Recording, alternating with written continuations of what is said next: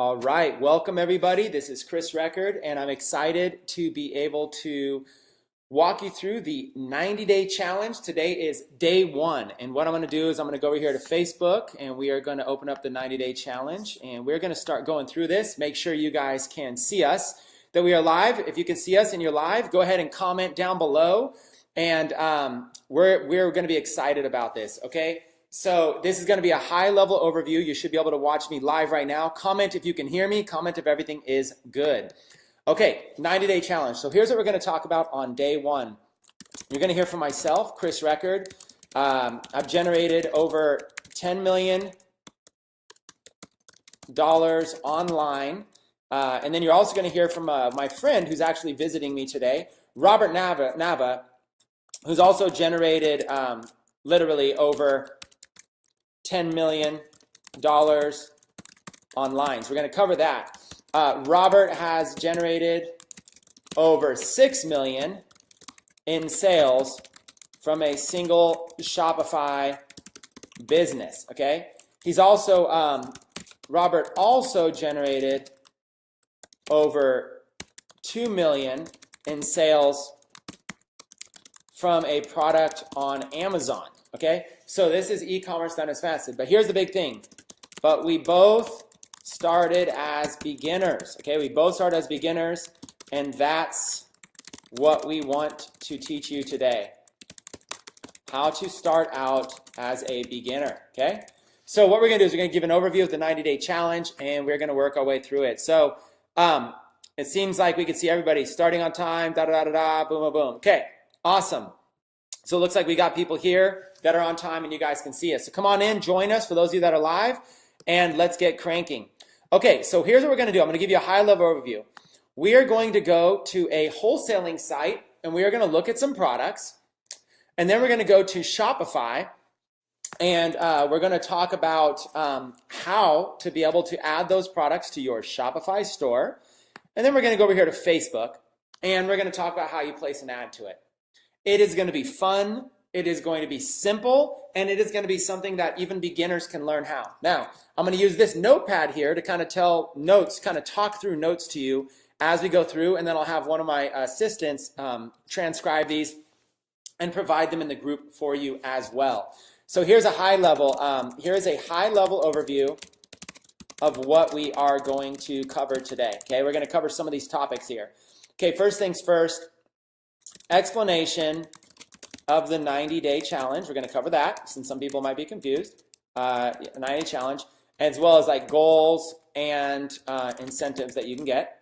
We're then going to cover explanation of how drop shipping works, explanation of how print on demand works, and we're going to show how to find products, put them on your store, and run ads to them.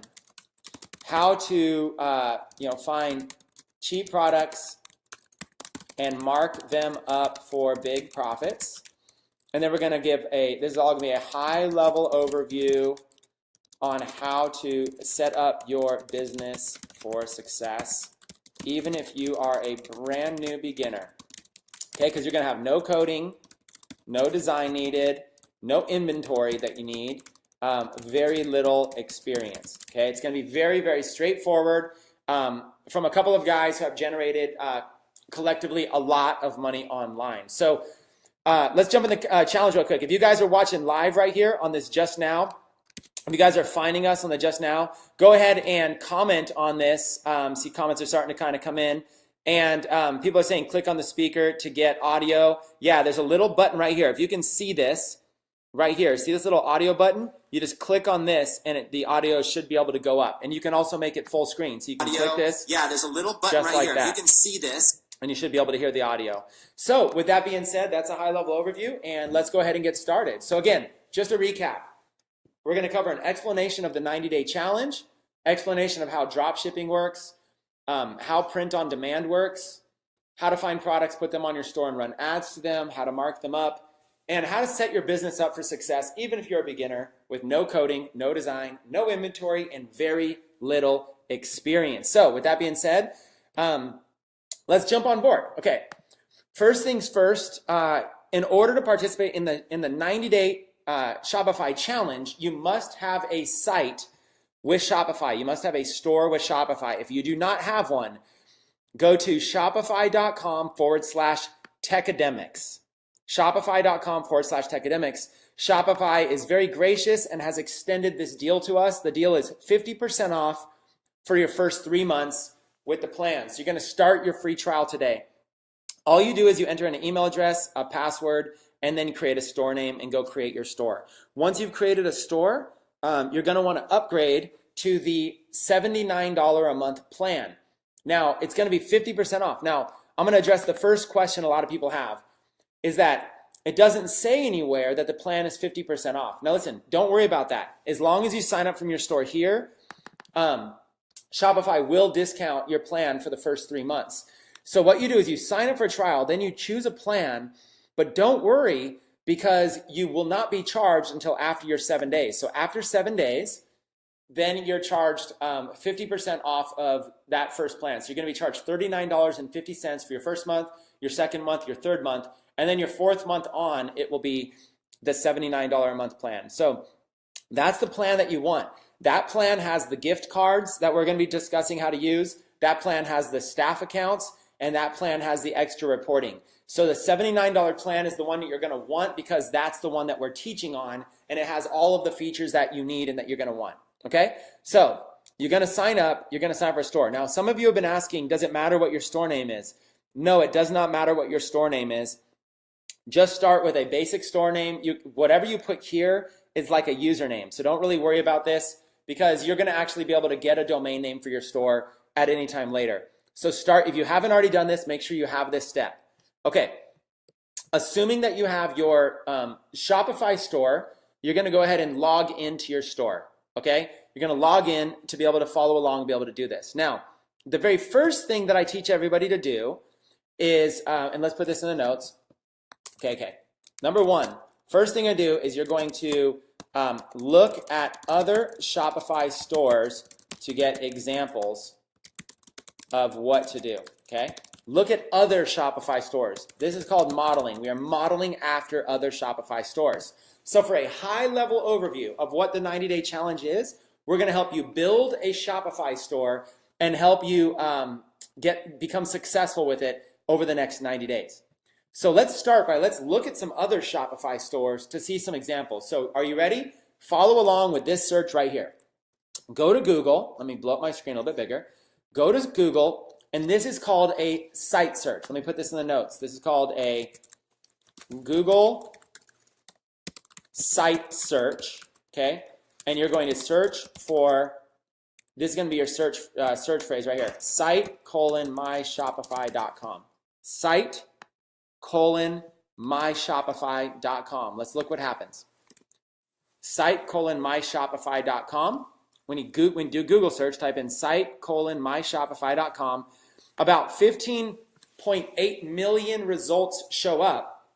Now, of course, some of these are going to be promotion ads and stuff like that. But look at all of these ads right off the bat. Funky and chunky, empowering through fashion. We make handmade bags and statement jewelry from Africa, made in Ghana. Okay, next one. Beast Mode Apparel, lifestyle and athleisure, kind of like athletic but athleisure brand of Marshall Lynch. All things real estate home. This is real estate related stuff. Marketing ideas, supplies, a yard sign, stickers, buyer journals. iNetra, smarter refractive care. Okay, inspiring American-made clothing store. We feed hungry Americans. Okay, you see this? In Tucson, Arizona, it feeds 12 emergency meals, plus ethical t-shirt printing. Electric bike kits. Design for everyone every day. Day designer, strategic planner, and daily agenda. A shop for pre-built little free libraries or kits, library accessories, apparel. This one's an online gallery for your smartphone. Okay, you get it. There's literally 15 million pages. So these are all Shopify stores. So what you want to do is you want to do this search, and you can start clicking through. Now, just because they list here doesn't mean they're any good, but these are going to give you examples of what Shopify stores are. So look at this. Funky and chunky, they have a logo. They have some categories up here. And they have, this is called a slider. It's an image that basically they can put up there. And then they have their products. Okay? So look at this, they're selling products. This could be you. Okay, so let's click on one of their products, these little earrings. Small silver-plated Africa-shaped earrings. So what they do is they have basically a product, these little Africa earrings. They're tailoring the African market, small silver-plated Africa-shaped earrings, and you can basically put a picture and a price. You could put a description, and then you can add it to the cart. And the way Shopify works is Shopify handles all of this for you. All you do is put the picture up, okay? And you put the price. And then they can go to checkout. And then as soon as they go to checkout, it takes them to a checkout page at Shopify, and they put this big logo behind it. So don't mind that. It probably looks a little bit more like this. They put this big logo behind it, and the customer puts in their information, and then they can check out and they can buy these. So that's how Shopify works. They go to this website, your website, Funky and Chunky. This is the homepage. They go to an individual product, and then they can add the product to their cart, check out, and now they can go enter their customer information, their shipping address, continue, and then they'll put in their credit card and they'll buy it. Okay, that is how Shopify works. Now, let's go back to that My Shopify search, and let's go to the next one, Beast Mode Apparel. Now, notice you can have all kinds of things with Shopify. This site has a lot more. This site has like a little email box that pops up. This is done with Shopify. If you want a customer to enter in their email, this is all handled for you. So here's another Shopify store. This one's a little bit more professional looking. They've got videos, they got categories. You can do all of this with no coding, no design, no anything, you guys. Very, very simple. You guys are able to set all of this up, and that's what's exciting. And so you can find products, you can put them up. Every single Shopify store is going to work the exact same way. You're going to have a home page, you're going to have categories, you're going to click on an individual product. It's going to have a product picture, sometimes more. It's going to have a title, a description. Here's the description. And in this case, it's got sizes, okay? And then you can add it to the cart. You press add to cart, and then boom, it added it to the cart right here. And then you can go, every site's a little different, but it's the same. You go to checkout, this shows all the items in your cart, proceed to checkout, and just like that, we're now, look at this. The shopping cart page is exactly the same, right? It all ends up here. Okay, now look, they have their own domain name, beastmodeonline.com. So you can have your own domain name if you want. You can really kind of take this any way that you want, you guys. It's very, very simple. You can set it up this way. There's a lot of stuff you can do. So everything eventually ends up right here at this checkout page. And when you're on this checkout page, it's really cool because you can sit in here. Set it up this way. Sorry, I turned on my volume, the other thing. You can set it up in here, and you can actually start, you can sell anything you want, okay? Thank you for shopping Beast Mode. You can have your own logo, your own domain name. You can have anything you want, okay? You can have products, pictures, categories, all kinds of cool designs. So let's go back to My Shopify. We're going to do this for a couple minutes because I need you to understand what Shopify is and how you make money. Here's a site that says all things real estate home. Okay, as you can see here, they've got a logo. They've got their categories. They've got their products. Okay? So here's all the stuff they're selling. They're selling bottle tags. They're selling agent notes, hats, signs. So you can click on this, like a category, and they have all these different signs you can buy. So let's kind of look at one of these signs. We're like, oh, this looks really, really cool. Let's click on this one. This is an individual product. It's called a listing welcome sign. It's $21.95, and there it is. There's a picture. You can put in more than one picture. And again, no coding is needed. This is what you guys got to understand. No design, no coding, no anything. They've got a description. They've got some reviews. If you would like reviews, there's a little, Shopify has an app store to add this. So you can literally, this whole site you're seeing right now, this is my main point. Everything you're seeing here, you can do. Everything you're seeing. You can have a logo, you can have categories, you can have products on here. You don't even have to have the products. You don't even have to have any inventory. You can have all of this stuff here. Description, price, and look at how simple this is. Buy now. You'll watch.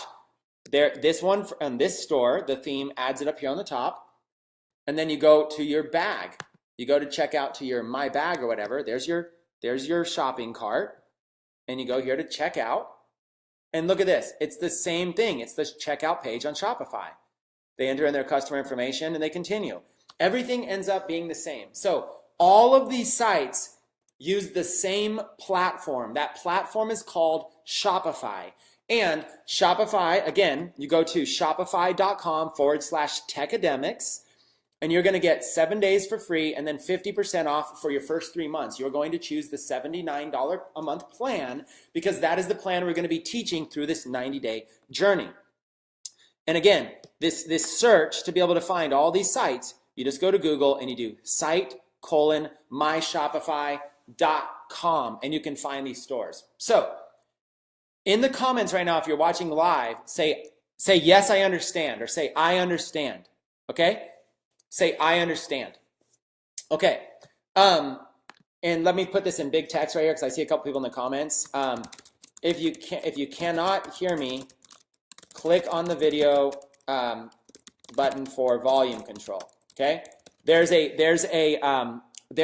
button, and clearly if you're watching the live stream, you can see everybody else is commenting. I understand. So if you cannot hear me, click on the video button. Click on the actual video you're watching. There should be volume control right there. Okay, cool.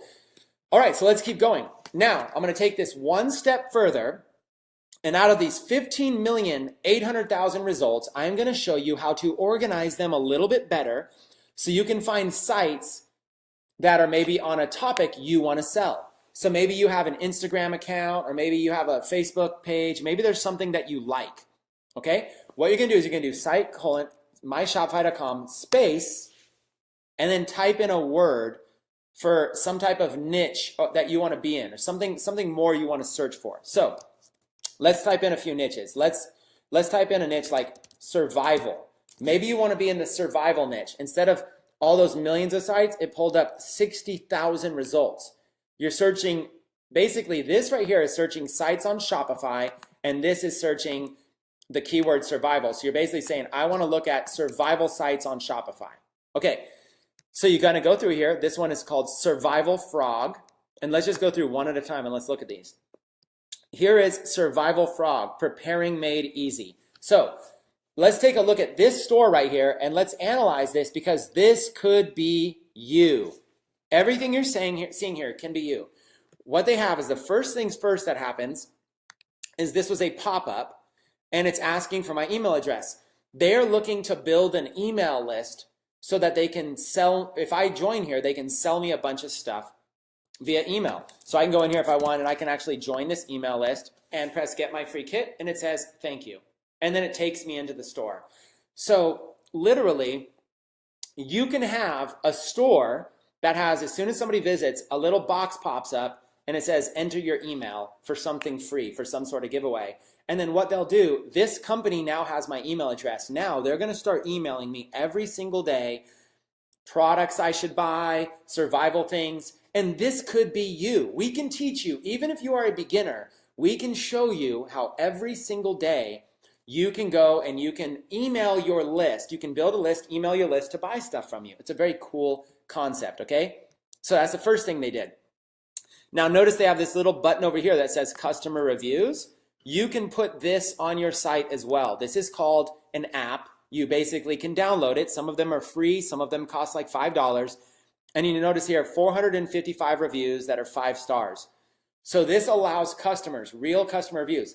They do this to build trust with their site. So they're able to put on little things like this to show they are a legitimate site. They have another button down here that says contact us. This allows customers to be able to contact them. Okay, they have that. And they can even do like a little live chat. Okay, so that's really cool. So see, they have these little extra add-on things. I just showed you how they have a little extra add-on thing that has an email. It collects emails, it gives customer reviews, goes contact. You guys can add all of this stuff to your store without any coding or design skills, you guys. There's tools that do this that we're going to show you. Over the next 90 days, you're going to learn how to build this and how to set all this stuff up, you guys. It's going to be crazy. Okay, so let's analyze this site. They have a logo that is very niche specific, Survival Frog. They basically have the word and a little frog thing. They've got this thing up here that says free shipping over $50. What that means is if you spend more than $50 in your shopping cart, they'll give you free shipping. They have this satisfaction guarantee, a 6-month any reason refund guarantee. They're doing this to give you confidence to buy here. This gives you confidence. Call us toll free, 1-800-PREPPER. That's a really good phone number. They have a phone number here that you can call, and even if you guys don't want to have somebody call your own phone line, there's these, during the 90-day challenge, we'll show you how there's these things called virtual assistants. There's literally companies that you can pay and they'll answer the phone for you on behalf of you. So if you ever wanted to do this, they probably didn't start with this as a beginner. They probably added this later. But what we're doing is we're looking at their site and we're saying, wow, they have a logo, they have confidence, customer reviews, confidence, and they have all these products. So now, after I opted in, it took me right here to this product. A paracord grenade survival kit, special free offer, $17.97 value, yours now for free, limit 1 per household. So check this out. They're willing to give me this item for free right now. Right now they're giving it to me for free. But I have to pay shipping and handling, okay? So that's the catch. The catch is they'll give this to me for free, but I just have to pay shipping and handling in order to be able to get it. So they're actually gonna make money off of this. Okay, because they're going to charge me whatever, $5 shipping and handling, $10, who knows what it is. And so they're actually going to make money, even though it's zero, because they get this thing probably, this little survival kit is probably just a couple bucks for them. So we're going to show you how to be able to go in here and how to build a store. You can build a store. Now this is a very advanced store. Look at how many different categories they have. They have products and all kinds of things. They've got hundreds of products in here, and they got a little theme going, okay? So they're looking for survival products. But that's how easy it is. This is a very professional store. Here's the main point that you're going to walk away with. You can model after this store, you guys. You can have a store like this. Okay, let's go back to survival. Let's check the next store here. Survival Life Store. Okay, let's take a look at it. Here is Survival Life Store. Okay, and you've got a beautiful brand. You can shop by category. They've got knives, clothing, paracords, camping, hunting, food, all this kind of stuff. They've got a clearance section, new. They've got, remember, gift cards. You guys have to have. We're going to show you guys how to use Shopify gift cards. Make sure you have the middle plan with Shopify, the one that is $79 a month, because we're going to show you how to use gift cards. These are going to be a huge seller for you. So every store is essentially pretty much the same. They've got a top little thing up here that says free shipping. They've got a logo and categories. They've got a big image. And then they have their categories here. They have these products. So let's click on the fire category. Okay, you'll notice all these individual products that they have. Okay, look, they're selling all these products for 99 cents. The reason they're selling these for 99 cents is that they're going to charge you for shipping. So you can see here, let's go look at this product. They're going to call this one EverStrike. This clever tool basically fits anywhere, and you can start a fire without matches, even if it's been soaked in water. It has like a little fluid in here, like a little canteen fluid to start a fire. It's got a little flint scraper. So also notice this just popped up. Harold in Wellsville, United States purchased an EverStrike. So this is an app, another app you can get on your store that will every like 10 or 15 seconds, it'll pull up a little notification that somebody just purchased something, because that helps give confidence to your buyers. Look, Dan in Albuquerque purchased an optical fire starter. And then your customer can even click on that and say, oh, an optical fire starter, what is this? Look, Jose in Laureldale purchased a solar-powered battery charger. And just like that, it'll link over to that. Philip in Greenfield purchased a 24-piece ultimate grilling set. Okay, so there's all these products that you can have. So you have a product image, you have a product title, you have the price you're going to sell it for, and you have a price that you can compare it to. Okay, the customer can then add it to the cart. Once they add it to the cart, it works the same as all Shopify stores work. It shows your cart, and then you go to checkout. And look at this. It's the same as every other Shopify store. You enter your customer information, and you continue.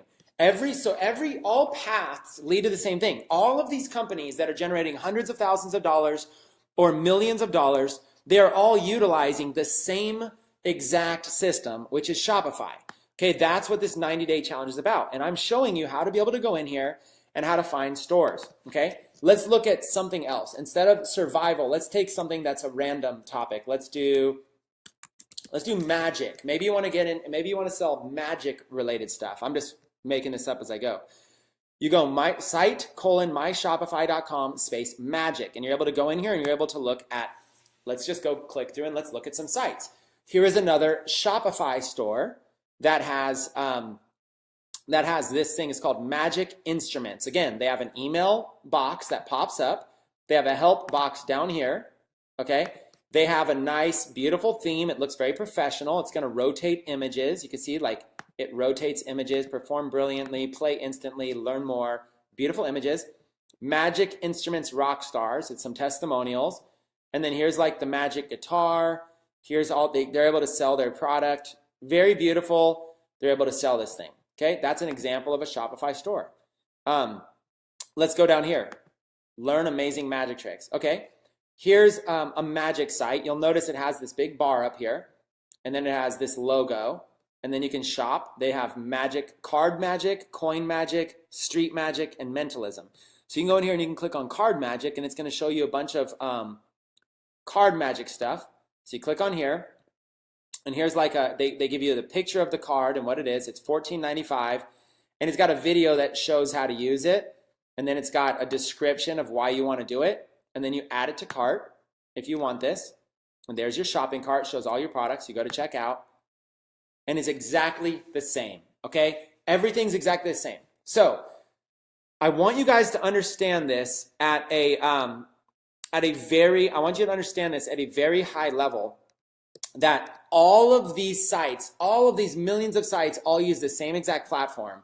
And that platform, this is just costing $79 a month, and it's $39.50 when you get it through for the first 3 months for this 90-day challenge when you get it through our link. They're all using the same platform. So what if we could show you how to be able to go in here and build a niche store on almost any topic that you wanted? You can build a store, or you can build it on a bunch of topics, on any topic you want, without any coding, any inventory, or anything. That's what we want to show you. So like watch. Let's do one more. Let's do the niche. Let's do a dog niche. Pitbull, and let's see if there's any dog stuff. Okay, here's Pitbull gear. Let's go to this first one here. So see, you can build a store that's all about dogs. It's all about pit bulls. See, they got this thing on the top. They have a free shipping bar that came up. They've got a little box down here that says subscribe now. Okay, these are apps that you can attach to your store with no coding. Here's another thing that says contact us. Okay, so you see all the same stuff. They all have the same stuff. They have a logo, and they have their shopping cart. They have their categories: men's, women's, kids, collars, harnesses, leashes, dog apparel. So they even have clothing for adults. We go like t-shirts that are dog related, that are pit bull related. So like, look at this, pit bull dad. So this would target dads that are pit bulls. Judging me doesn't define who I am, it defines who you are. This is basically calling out people that judge people who own pit bulls. Here's a picture of a pit bull with the word misunderstood. Ban stupid people, not dogs. See, these are targeting people who love pit bulls, okay? So pit bull advocate, American pit bull, ban stupid people, not dogs. And this one here, pit bull owner, tattooed, educated, employed. So this is really targeting a group of people. Okay, you can literally sell all this stuff. You could sell collars and different types of collars, different sizes. Here's some pit bull collars, just like that. These like nice pit bull collars. And again, same thing. You choose a size for your pit bull, you choose a color, and you add to cart. This person who owns this store was able to just add this image, choose a price, choose what size are available, and then just like that, you can check out. Look at how simple this is. It's all the same. Everybody's doing the same thing, okay? So watch this. Let's take this pit bull niche as an example. You just need to know where to find products. Collars, harnesses, leashes. Where do you find these products? This is what we call drop shipping, okay? We're gonna basically show you this right now. Where do you find products to put on your store? Okay, we do something called drop shipping. Okay, we find products on a third-party wholesale site. We put the pictures of those products on our store. We mark up the cost of those products so we have profit. When a customer orders the product for retail price, the money goes to you, okay? I'm gonna actually change this all to you so it makes more sense. You find the products, you put the pictures on, you mark up the cost. When a customer orders a product, the money goes to you. You take a percentage of the money and pay it to the wholesaler. You pass along the address / shipping info of the customer to the wholesaler. The wholesaler then drop ships the product directly to your customer, but they don't put their wholesale branding on it. The package gets delivered with no branding, as if it came from you, from your store, okay? So drop shipping is where there are people in other parts of the world that have warehouses that are filled with products. They allow you to sell those products. When an order comes in, you send the information over to that wholesaler, and that wholesaler will ship the product directly to your customer, okay? That's how drop shipping works in a nutshell. You're like the middleman or the middlewoman, okay? That's it. You find products, you put the pictures of the products in your store, and you mark them up. Okay, you also put like a title and description. When a customer orders, the money goes to you. You collect the money directly. Then you're going to take a percentage of it, and you're going to give it to the wholesaler, whatever their cost is. And then here's the thing. You keep the difference as profit, okay? Now, so as an example, let's say a customer bought something for $10 from you, and the wholesaler's charging you $5. You're going to go ahead and give $5 to the wholesaler, and you're going to keep the other $5. That's how this business works. The wholesaler is going to send it directly to your customer. If it's overseas, like China, it may take 2 to 3 weeks to get to your customer. Okay? If it's in the United States, USA, it might take less than a week. Okay? It all depends. Now, of course, if you're using a wholesaler in China, you're going to have more profit than if you're using someone in the USA. So what a lot of people do is they do drop shipping from China to start out. Okay? Most beginners start out with wholesalers from China. Then, when a product starts selling a lot, you can bulk order it to the USA and have it shipped directly from the United States in less than a week. So it comes to your customer faster. But the problem with shipping directly from the United States is you're either going to find a wholesaler and make less profit because the United States is more expensive, or you're going to bulk order it from China. And so now you're going to have a lot of profit, but now you had to spend money. You might have had to spend some money to buy the product. Whereas the reason they start with wholesalers from China is you have zero inventory cost, and it's super cheap, allowing you to be able to make some money. Okay, so let's go through this. Let's go to this niche here, the pit bull niche. We'll actually use all those niches we just went. The first wholesale company I want to talk to you guys about, the main one we're going to be using is a company called AliExpress. So you guys can go ahead and write down this name right here, ALI Express, AliExpress. Go ahead and write this down. This is a wholesale site. Most of the stuff here is from China, but they actually have stuff from all over the world. Okay, AliExpress. Now what I'm going to do is I'm going to show you a little bit about how to search on AliExpress, and then I'm going to introduce you to a business partner and friend of mine that's here with me. His name is Robert Nava. He sold millions of dollars online. He happens to be at my house today, and Robert is going to give you some tips on how he's found AliExpress. Let me ask you this. Robert has done over $6 million with his own Shopify store, a store just like this, basically selling like this dog collars, dog leashes, except his wasn't this site. He's done his own store with Shopify and has done over $6 million in sales. How many people right now in the comments would love to hear Robert, would love to hear and get some advice as a beginner from somebody who's already done $6 million? Let me know in the comments right now. I'd love to read that. I'd love to see how many people are engaged and would love this. So, AliExpress, okay, you guys ready? AliExpress. What you do is you come here and you're searching for products, okay? You're gonna come in here and you're gonna search for products. So search from niche specific. Type in the word Pitbull and look at all the stuff that comes up. Pitbull necklaces, Pitbull rings, Pitbull stickers, Pitbull bracelets, Pitbull collars, Pitbull harnesses, all kinds of stuff, right? So look at this, Pitbull collars, Pitbull harnesses.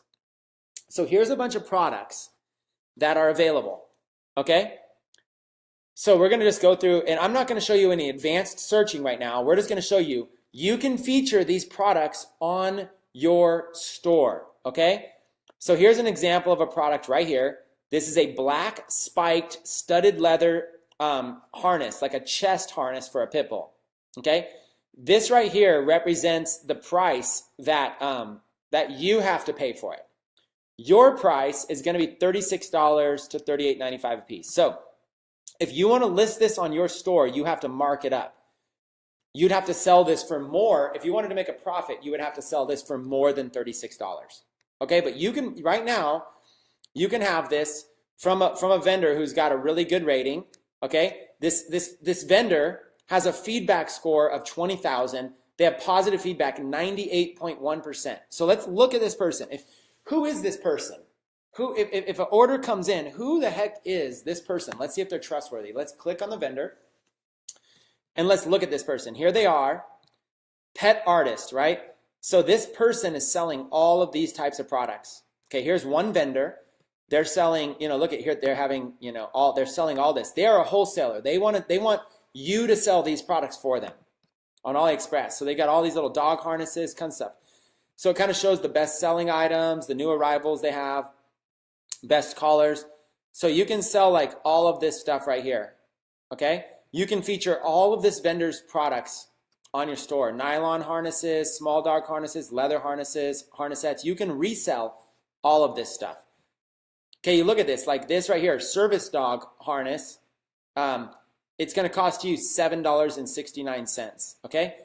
Here's this little small dog harness. This is gonna cost you $3.31, okay? So like this product right here on this AliExpress wholesale site, the public doesn't know about this, okay? The public is not gonna buy from like, China. The public just wants to buy, people in the United States just wanna buy retail, okay? So here's an example of this thing right here. This is just an example of this harness, okay? This harness is gonna cost you like $3.31. So look, you can sell 4 colors of it. You can sell red, pink, blue, and black. You can sell 3 sizes, small, medium, or large. And look, a small black harness costs you $3.31. A medium costs you $3.56. A large costs you $3.91. Okay, now let's look at shipping. Okay, so here's all the shipping options. Okay, ship my order. So if you have a customer in the United States, these are the different ways they can ship. All this kind of stuff. The one we want to choose is something called e-packet. Write this down, e-packet. You're looking to choose e-packet. Ship the order right here using e-packet to the United States using e-packet. So now, my total price right here for this product, if I want to be in the dog niche and I want to sell a small dog or cat harness or leash set, my cost is $4.73. So watch how simple this is. Okay, let's do this. Let's do dog harness. Watch how simple this is, you guys. Follow along. We're gonna go to Google. We're gonna do site myshopify.com. 15 million results. We're gonna type in small dog harness. Okay, and there's all these pages. This one's selling dog harnesses, small dog harnesses, small dog harnesses, small dog clothing, dog harnesses, all this kind of stuff, right? There's just tons and tons and tons, okay? Whatever the site is, there's just lots of them. So you can have a site just like this, GW Little, where dogs get happy. You can have a site just like this. They got their little thing that shows reviews. And look, they got all these little dog harnesses, okay? So when you see a little dog harness like this company here is selling them, and look, they got the same little app that somebody just purchased something. This is you now. This is a retail site. This would be your site, your logo, your site. They are selling this item right here for $23.99. Okay? But you can get this same product for $5. Okay? You can get a product like this for $5, like a blue one right there for $5, a harness leash set. So you'll have a site, your cost will be $5, and you're marking it up to like $25. That leaves you like $20 in profit. Now, let's cover this in basic detail. The price of the product is $3.90. The price of the shipping to the customer is 83 cents additional. So your total out the door cost is $4.73. So if this was you, you would collect $23.99 from your customer, so $24, and your total, you're selling it for like $5, right? So you're essentially making the difference, $19 in profit. All you did was you featured a picture like this, and maybe some more pictures where somebody can look at it. See? All you did is you featured a little picture of it, just like this, but the customer doesn't see your wholesale cost. I mean, think about it. If you go buy a car, this is common sense. If you buy a car, do you assume the car dealer got it for a better price? Yes. If you go buy furniture, don't you assume the furniture dealer bought it wholesale and you're buying it retail? Yes. If you go buy anything, you're buying it retail. Okay? So you have $19. So let's put this down. Let's put down an example here. Example, dog harness plus leash set. Okay? Your cost is going to be product plus shipping equals, let's say, roughly $5. Retail on your store is going to be, let's say, $24.95. Now we do that. Instead of saying $25, you want to put retail like $24.95. Okay, $24.95. So let's just mark it up to $25. Okay, that means your profit before advertising cost equals $20 in profit. Okay, now you got to have advertising. So you might need to pay, like, let's say advertising, let's say it was Facebook ads. You might spend $10 in ads to get somebody to buy it. So now your profit after advertising equals $10 per dog harness sold. And then your goal might be to sell, let's say 250 harnesses per week, okay, would be 2,500 profit per week, and that equals monthly profit in that case would be 10,000 a month in pure profit, or not maybe pure profit, let's say in profit from just one product. Okay, now additional expenses may happen, such as let's do, like, you might have a virtual assistant, you might have somebody that does customer support for you, and so on. So you might have some additional expenses. So maybe even if you paid somebody like to run your business, to help with your business, maybe you paid them $2,000 a month out of that, you're still making like $8,000 a month. So let's say even $8,000 pure profit per month.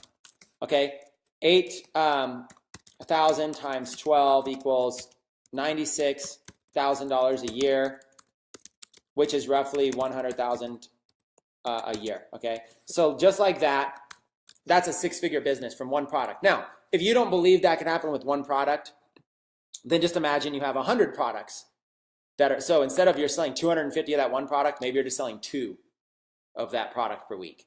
And maybe you just have like 100 of them. So that's an example, whether it's one product or a lot. Now here it is, in a nutshell. Here's where dogs get happy. A little dog logo, a little company, they got your categories. Look at all this dog stuff they did. They're in the dog niche, okay? They've got dog beds, dog blankets, dog toys, dog harnesses, dog. Okay, so let's stay in the dog niche. Here's that same product we just showed you how you can get it for $5 right here from this company. Okay, but watch this. Let's go through each one of these categories. Okay, I'm going to show you how these sites, you guys don't realize it, but almost all these sites do drop shipping. Watch this. Dog beds and dog blankets. Okay, let's go here to AliExpress and type in dog beds. Look at all these results, you guys. Dog beds. Okay, look at all these things. $15, $12, $15, $13. Look at all these dog beds. All kinds of dog beds. You can mark them up. Here's your cost. You know, here's like a shark dog bed. Here's a dog bed, $12. You know, so there's dog beds. Okay, let's do dog blankets. Okay, here's dog blankets. A few dollars, a few dollars, a few dollars. Okay, so you see, look, already we're just in the first category here. Dog beds and dog blankets. We have all of that. Okay, let's go to the next one. Dog toys. Okay, plush toys, chew toys, tiny toys. You go back here and you can put all these products on your site. Dog, watch this, dog chew toys. Hey, look at all these dog chew toys you can put on your site. Okay, all you're looking to do is find a good vendor. Okay, you're looking to find somebody who has like a high rating, like 5 diamonds, okay, or higher on this site. Now we're going to go over the next 90 days. We're going to show you. But see how this person only has like a one diamond? They don't have like a lot of a track record yet. Okay, but they're getting there. Okay, whereas this person here, they've got a lot more. Look, their feedback score 19,000. Okay, so some vendors are better than others. We're going to show how to find them. So that's the point. My point is, you can do all of that kind of stuff. Oh, that's funny. Look, dog chew toys is bringing up sex toys as a related search. That's classic. So look, they got all these products: dog harnesses, small dog clothing, dog ID tags. So you see what I'm saying? You could have your own dog store featuring a bunch of dog products that you can find. So your goal number 1 is not to sell products. Your goal in the challenge is to build your own store that has a bunch of great products that are marked up. If all you had was this store, let's look at this store. If all you had was a store just like this, that looks good, it's set up. That's what your first month should be. Your first month in the challenge should be to set this up, to have something like this, to have, you know, get reviews, get a good looking store, build it out, make it look good, and go for your first $100 in sales. Okay? Look how they're dividing. Look, they even have their little email option pop up. These guys are doing it right. This is a great example. And you guys might think they spent, you know, hundreds of thousands on this stuff. No, no, no. A lot of these people are barely spending anything. So what you have to do is you have to basically get a store and you got to start setting it up and adding products. That's what you're going to learn in the challenge. I want you to start by reverse engineering and going, you guys should go look at this store, gwlittle.com. Go to this one. Look at it. Go look at everything. Go look at what they're doing. Start to copy after this stuff. And you can do it in any niche you want. Okay? So that's what this is. We're going to show you how to do this. So this is a company called AliExpress, and you can go in here and you can find all kinds of cool stuff there. So now what I'm going to do really quick is I want to introduce you to somebody, if you're cool. I want to introduce you to my friend. Okay? This is a friend of mine right here named Robert Nava. Okay, let me show you a picture of him right here. Okay, this is a picture right here of Robert Nava. There he is with one of his kids. He's got a few kids. Robert, his story is so powerful. Robert Nava is actually he was a troubled youth. As a teenager, got in trouble with the law, ended up getting arrested, and ended up getting locked up. He actually, for a felony.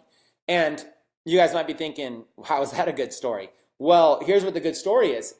When he got out, when he was in there, he got mentorship from some of the guys that were doing like life sentences and stuff like that in prison. And you would think prison's all a bad place, but guess what? It's not all a bad place, okay? It's crazy as it sounds. These OGs, these people that were there actually mentored him and said, listen, you know, go focus on your education, get smarter, learn, so when you get out, you don't end up back in here. You know, these guys that are doing life sentences are like, Robert, you should not be in here. You could be a good person. And when Robert got out, he decided he wanted to change his life around. He decided to be an entrepreneur, and he ended up finding Shopify and ended up building a Shopify store. And his story is so powerful that Shopify featured him. Shopify featured him is that like the third email you guys get when you sign up for Shopify, it actually says how an ex-felon went on to do like $80,000 a month, like an ex-con, I think it says, went on to do $80,000 a month. Shopify tells that story in like their third email. That story's about him. So if you've ever heard that story in your email from Shopify, that story's about Robert Nava. He calls himself the $1 million felon. He likes talking about, you know, his past and stuff like that. And he's basically gone on to be very, very successful. His Shopify store went on to do $6 million. Shopify's featured him. And I love a good turnaround story, even from somebody who did something bad, because I believe no matter what your past was, you guys can change and you guys can be successful, okay? So what I want to do is I want to introduce Robert Nava. And I want Robert to jump onto AliExpress. And I want Robert to basically just share as much as he's willing to share with you right now about how to find products, a quick little training on how to find products on AliExpress. What are some search techniques? What are some high-level things? And while he's talking, I'll monitor the comments so that if I see a question before he ends, I'll ask him those questions. So Robert, why don't you come on out and introduce yourself to everybody? Hey everybody, let me clear my throat real quick. How you guys doing? Just say something in the chat, in the comments, letting me know that you guys are with me, that you didn't run away after Chris told my story, because you know people do take two sides to that, and when they just know about the felony side, it's kind of a turnoff. But when they hear about my success, the $6 million in e-commerce sales on just one site, we've taken that further. I've done over $10 million in e-commerce sales altogether in that world. You know, that really gets people's attention, because anybody could do this. It doesn't matter where you came from, what your background is. It doesn't matter the mistakes you've made, the things that you don't know, the things that you do know. None of that is relevant when it comes to the opportunity that you have with Shopify. Anybody could do this. It doesn't matter if you have a huge, you know, a college degree that took you 20 years to get, or if you dropped out of college because you couldn't complete it. It really doesn't matter. And so wanted to make that clear. Excuse me, I'm getting over this cough and I have to clear my throat a little bit. And everybody's saying what's up to you right now, Robert. They're loving the fact you're on, and they love your story. Awesome. Yeah, you see the car in my picture there that Chris showed a little while ago.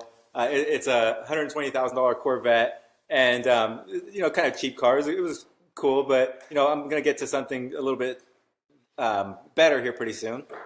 But if you look at the license plates on it, it says ex-felon. And it gets people's attention when they see that car, when they see this expensive sports car, this 650 horsepower car, $120,000 car, and it says ex-felon on it. It gets people's attention. And so, you know, that's why I like telling that story, because it gets people's attention. It gets people to know that there's something here that they need to listen to. So I want to show you how easy it is to find products on AliExpress. It's not hard at all. It's, you know, Chris just showed you these $1 million tactics on how to sell, how to drop ship products that aren't yours. How do you sell products that you've never touched? How do you sell products that you didn't invent? And a lot of people think that you have to. You have to be the originator of these ideas to be able to sell things. And I've seen some of you in the comments were blown away that you don't actually have to do that. That you could sell products that are not yours, that you've never touched, that you've never seen, and you can make millions of dollars off of doing this. So if you remember, Chris told you about the story or the email that goes out, second, third, fourth email somewhere that Shopify will send you when you set up your Shopify account. Read that article. You'll hear my story about selling backpacks. And I've sold a lot of other things besides backpacks, but you'll hear the story about backpacks. And I'm going to kind of take you through that process of how I first got started with that backpack.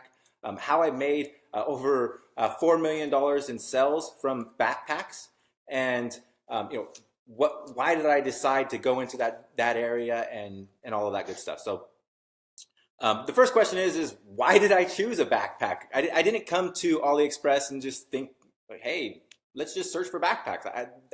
I had no clue how to find products. Chris, can I open up another tab here and open up watch count? Yep. So there's actually another tool that I used back then. It's called Watch Count, and you can see it right there, WATCH count, COUNT.com. And here is a place or a website that you can find products that are being watched, products that are highly desired on eBay. Because on eBay, you could vote for a product by watching it. It's kind of like a like on Facebook. It's just saying, yeah, I'm interested in this product. I'm not committing to buying it, but I'm interested in this product. And so let's just take dog harness, since we were looking at that a minute ago. Oops. I guess I got to type it right. It's not such thing as dag harness. So here's dog harness, and I'm going to see if I could get all this in the screen. Want to go smaller? Yeah. Cool. Thanks. All right, so on watch count, you have a few different things that we want to pay attention to, or just really two different things you want to pay attention to. When you put in your search, you're going to get two different numbers. You're going to get a number of watchers over here on the left, and the number of sales over here on the right. The watchers is really what this app is built on, or this website is built on, is to show you the popularity of products. But we don't care really how popular a product is, only if it sells. We only care how popular it is if it's really selling a lot, right? Because there's so many pictures and items that you'll see on Facebook that'll have thousands of likes, but you don't know how many sales, or you might not be getting very many sales at all. And so the same thing is going to happen over on here on watch count. You're going to find products that have, it might have 1,000 watches, but only 95 sales or something like that. And so what we're looking for when we come to watch count is items that have more sales than watches. And so right away we see that for these products, there's 95 sales versus 27 watches. There's 118 sales versus 13 watchers. And that's exactly what you're looking for. That tells you that two things. One, it tells us that dog harnesses are kind of in demand. People are buying these. Maybe, these are different types of dog harnesses, it looks like, or actually they look like they might be the same one, just different colors. But that doesn't really matter. What matters here, what's really important here, is that there's a lot more sales than there is watchers, because that tells you that people aren't just interested in looking at it and semi-interested in the product. It means that they're really committing to it. They're ready to make that purchase. They're already making that purchase over here on eBay. Now, what I did is I actually was I had several different pages on Facebook when I first got started, and I was testing. I tested a bunch of different little marketing strategies outside of e-commerce. I had apps and websites and services and blogs and different things I had tested and completely failed at. But I had some Facebook pages from a time when I was trying to sell t-shirts, and one of my pages was I Love National Parks, and it was just about going after people that love national parks, people that like to get outside, people like to go hiking, camping, fishing, all the things that you would do in a national park. And that was a huge range of possibilities, because some national parks are in the middle of the desert. Some national parks are in areas where there's nothing but ice, right? And so there's a huge range of type of activities that happen within these national parks, which opens up a huge opportunity for sales. And so that's really the angle that I had, is like, well, I'll just take this broad opportunity and go after outdoor people. And so I started searching things like outdoor was probably one of my first terms. And I just come over to watch count, and I'm going to take it back over to AliExpress and show you that here in a little bit. But I start off on watch count, and I probably put in something like outdoor, and I seen a bunch of things that were not relevant and some things that were relevant. But I look for things that are in my niche, the niche that I'm interested in going into, and see if there's a lot of stuff that comes up. And so when I searched outdoor, nothing really relevant comes up. And then I went to another one that kind of crossed that niche, and I probably went into like survival or something like that. And just searched a bunch of different terms that might be relevant to the niche that I'm interested in going into. I haven't decided what I want to do yet. I haven't decided on a product, but I'm just thinking about going in a certain direction. And so again, I search survival, and I see what is there, and I get all kinds of just different, there's a whole range of survival things. If we really wanted to take time going through this, you could look by categories. I don't always do that. What I do is I look for just products that show up over and over and over again, and when they do show up, that they have a lot of sales. And so like this tomahawk shows up first. Let's scroll down. I don't see any other tomahawks or anything down there, so that might not be a hot item in the survival niche. But what I do notice is that, and the tomahawk is what got my attention about it, is that bladed items are very popular in the survival niche. By scrolling up and down this page, I see knives, I see credit card knives, all types of bladed items. Here's a little pocket tool that has some sort of blades on it. There's knives, there's several different knives. There's the saw, the hand saw. There's and then there was the axe all the way at the top. So I noticed a trend among bladed items, and so that's what I think I would want to go into. If I was thinking about going into the survival niche, if I came over here to watch count, and watch count is saying that everything in the survival niche, or the most popular things in the survival niche are built around bladed items, then that's the type of product that I want to go into. And so that's the key strategy I use for finding what type of product direction I want to go into. And that's exactly what I did when I found my first product. Now, I don't remember my first search that I did years ago. That was 3 years ago when I found the product that I really scaled, which was a backpack I told you about. But I found it initially here on Watch Count, and the backpack was like $25. I'm going to take you over to AliExpress, and I'll try to show you that same backpack.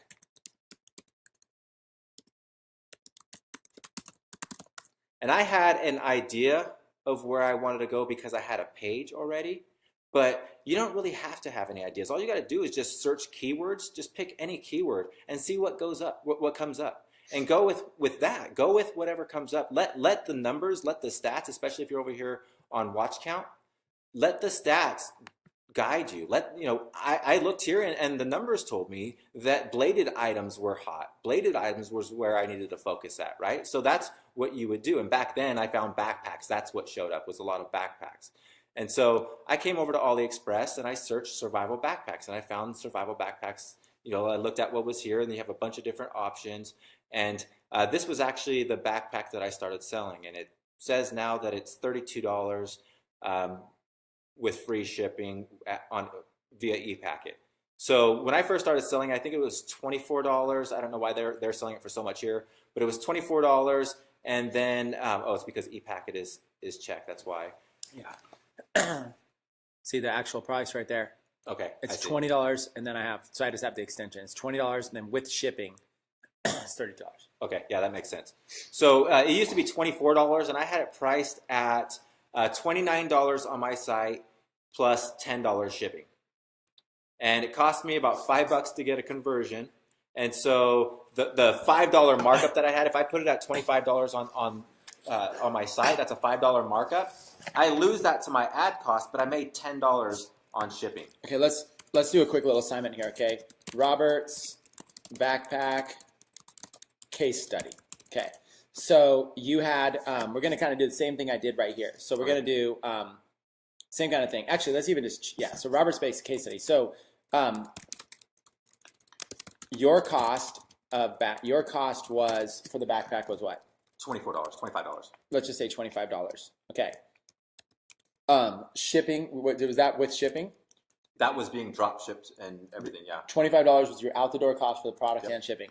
So your cost for the product plus shipping to the customer was $25.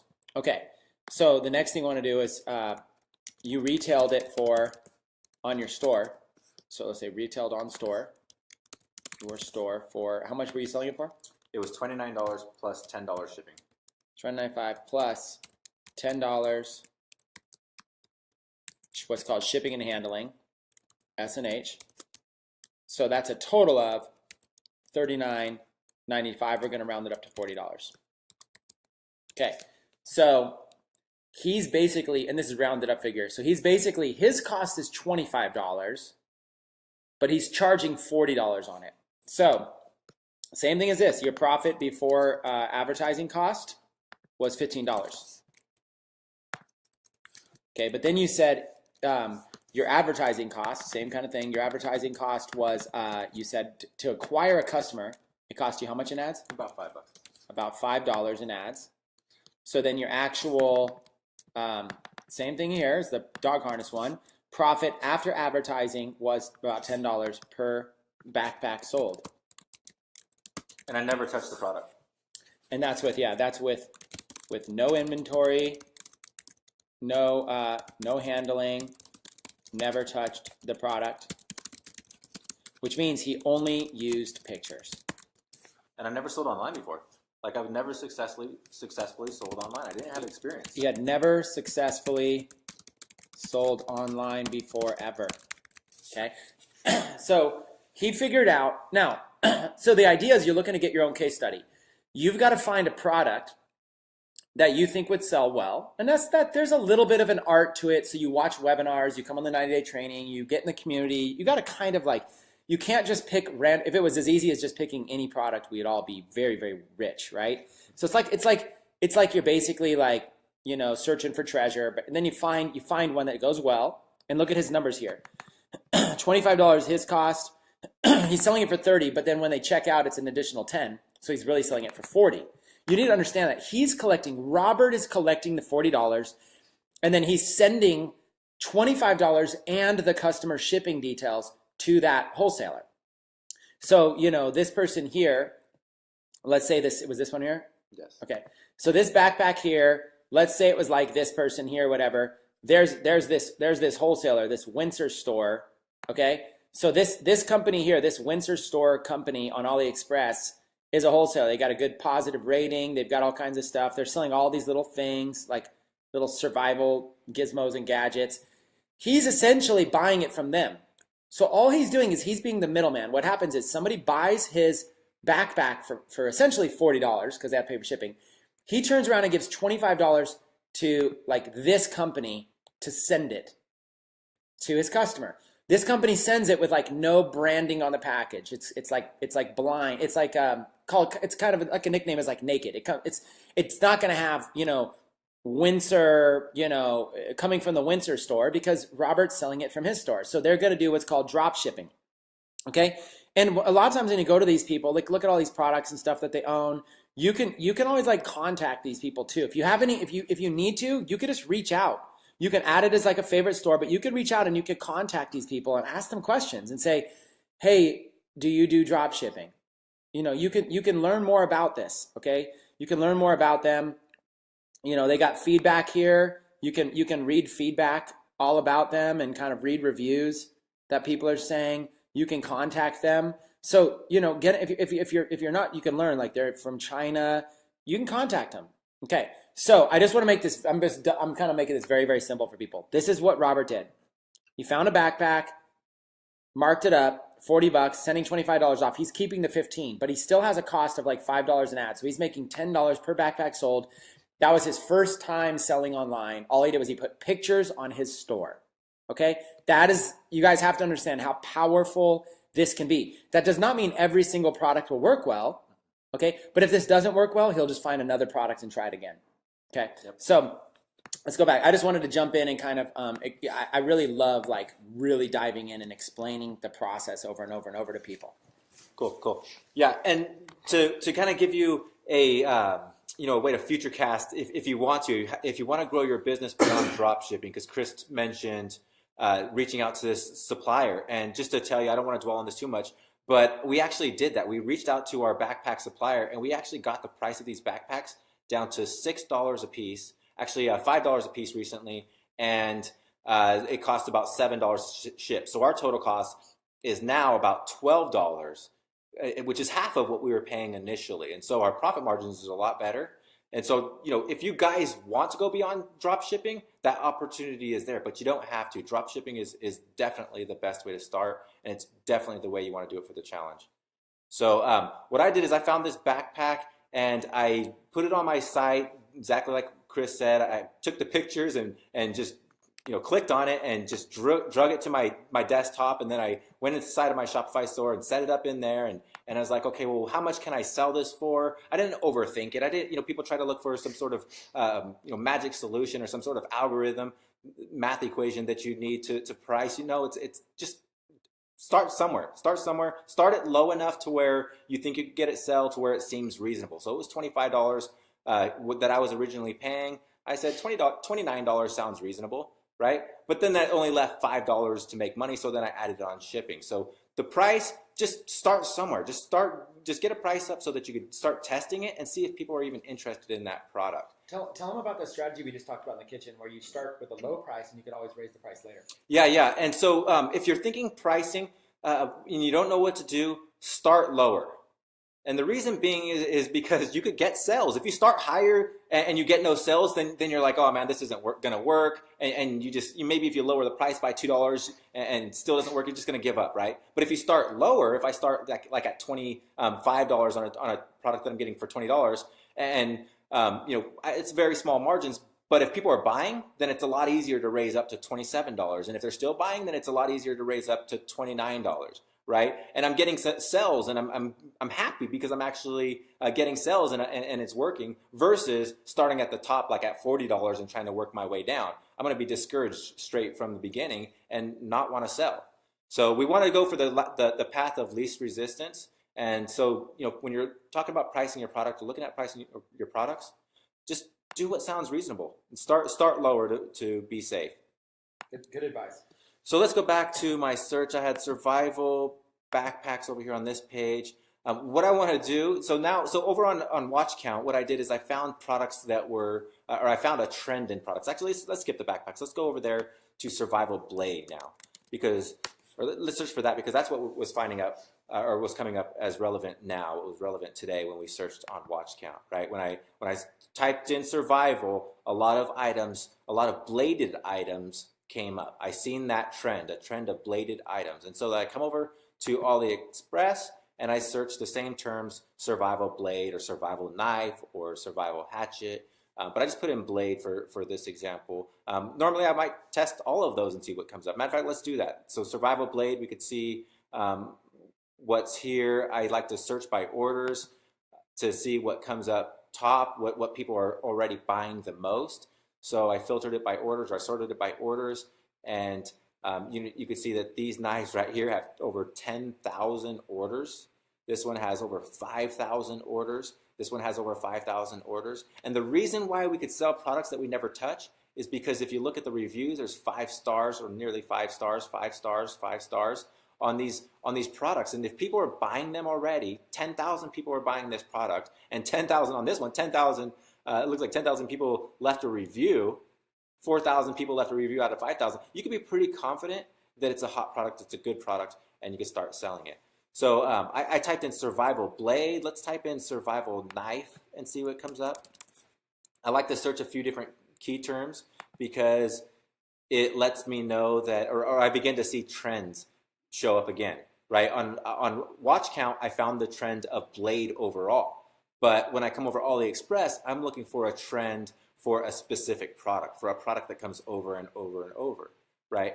And so when I searched knife blade, I got a certain list of products. When I searched knife or survival knife, I got another list of products, and I'm sorting by orders. And what I want to notice right away is that this same knife is right up top. When I searched for survival blade, this knife was here. And when I searched for survival knife, this knife is here. And this is that knife that had 10,000 orders. And so you want to focus on products like that. That's the type of product you want to put onto your store. Now, Chris is going to get into, and part of the challenge we're going to get into advertising on Facebook. You don't want to deal with knives on Facebook. You don't want to advertise knives or anything like that. So I wouldn't say go after this particular product, but do use this strategy. I search by orders. I search sometimes by newest. And the reason why I search by newest is because, or sort by newest, is because it allows me to see things that haven't been brought to the top yet with 10,000 orders. But if I search by newest and I'm finding things that already have orders, then that means I should go after that product. I'm going to catch that product before that trend really starts.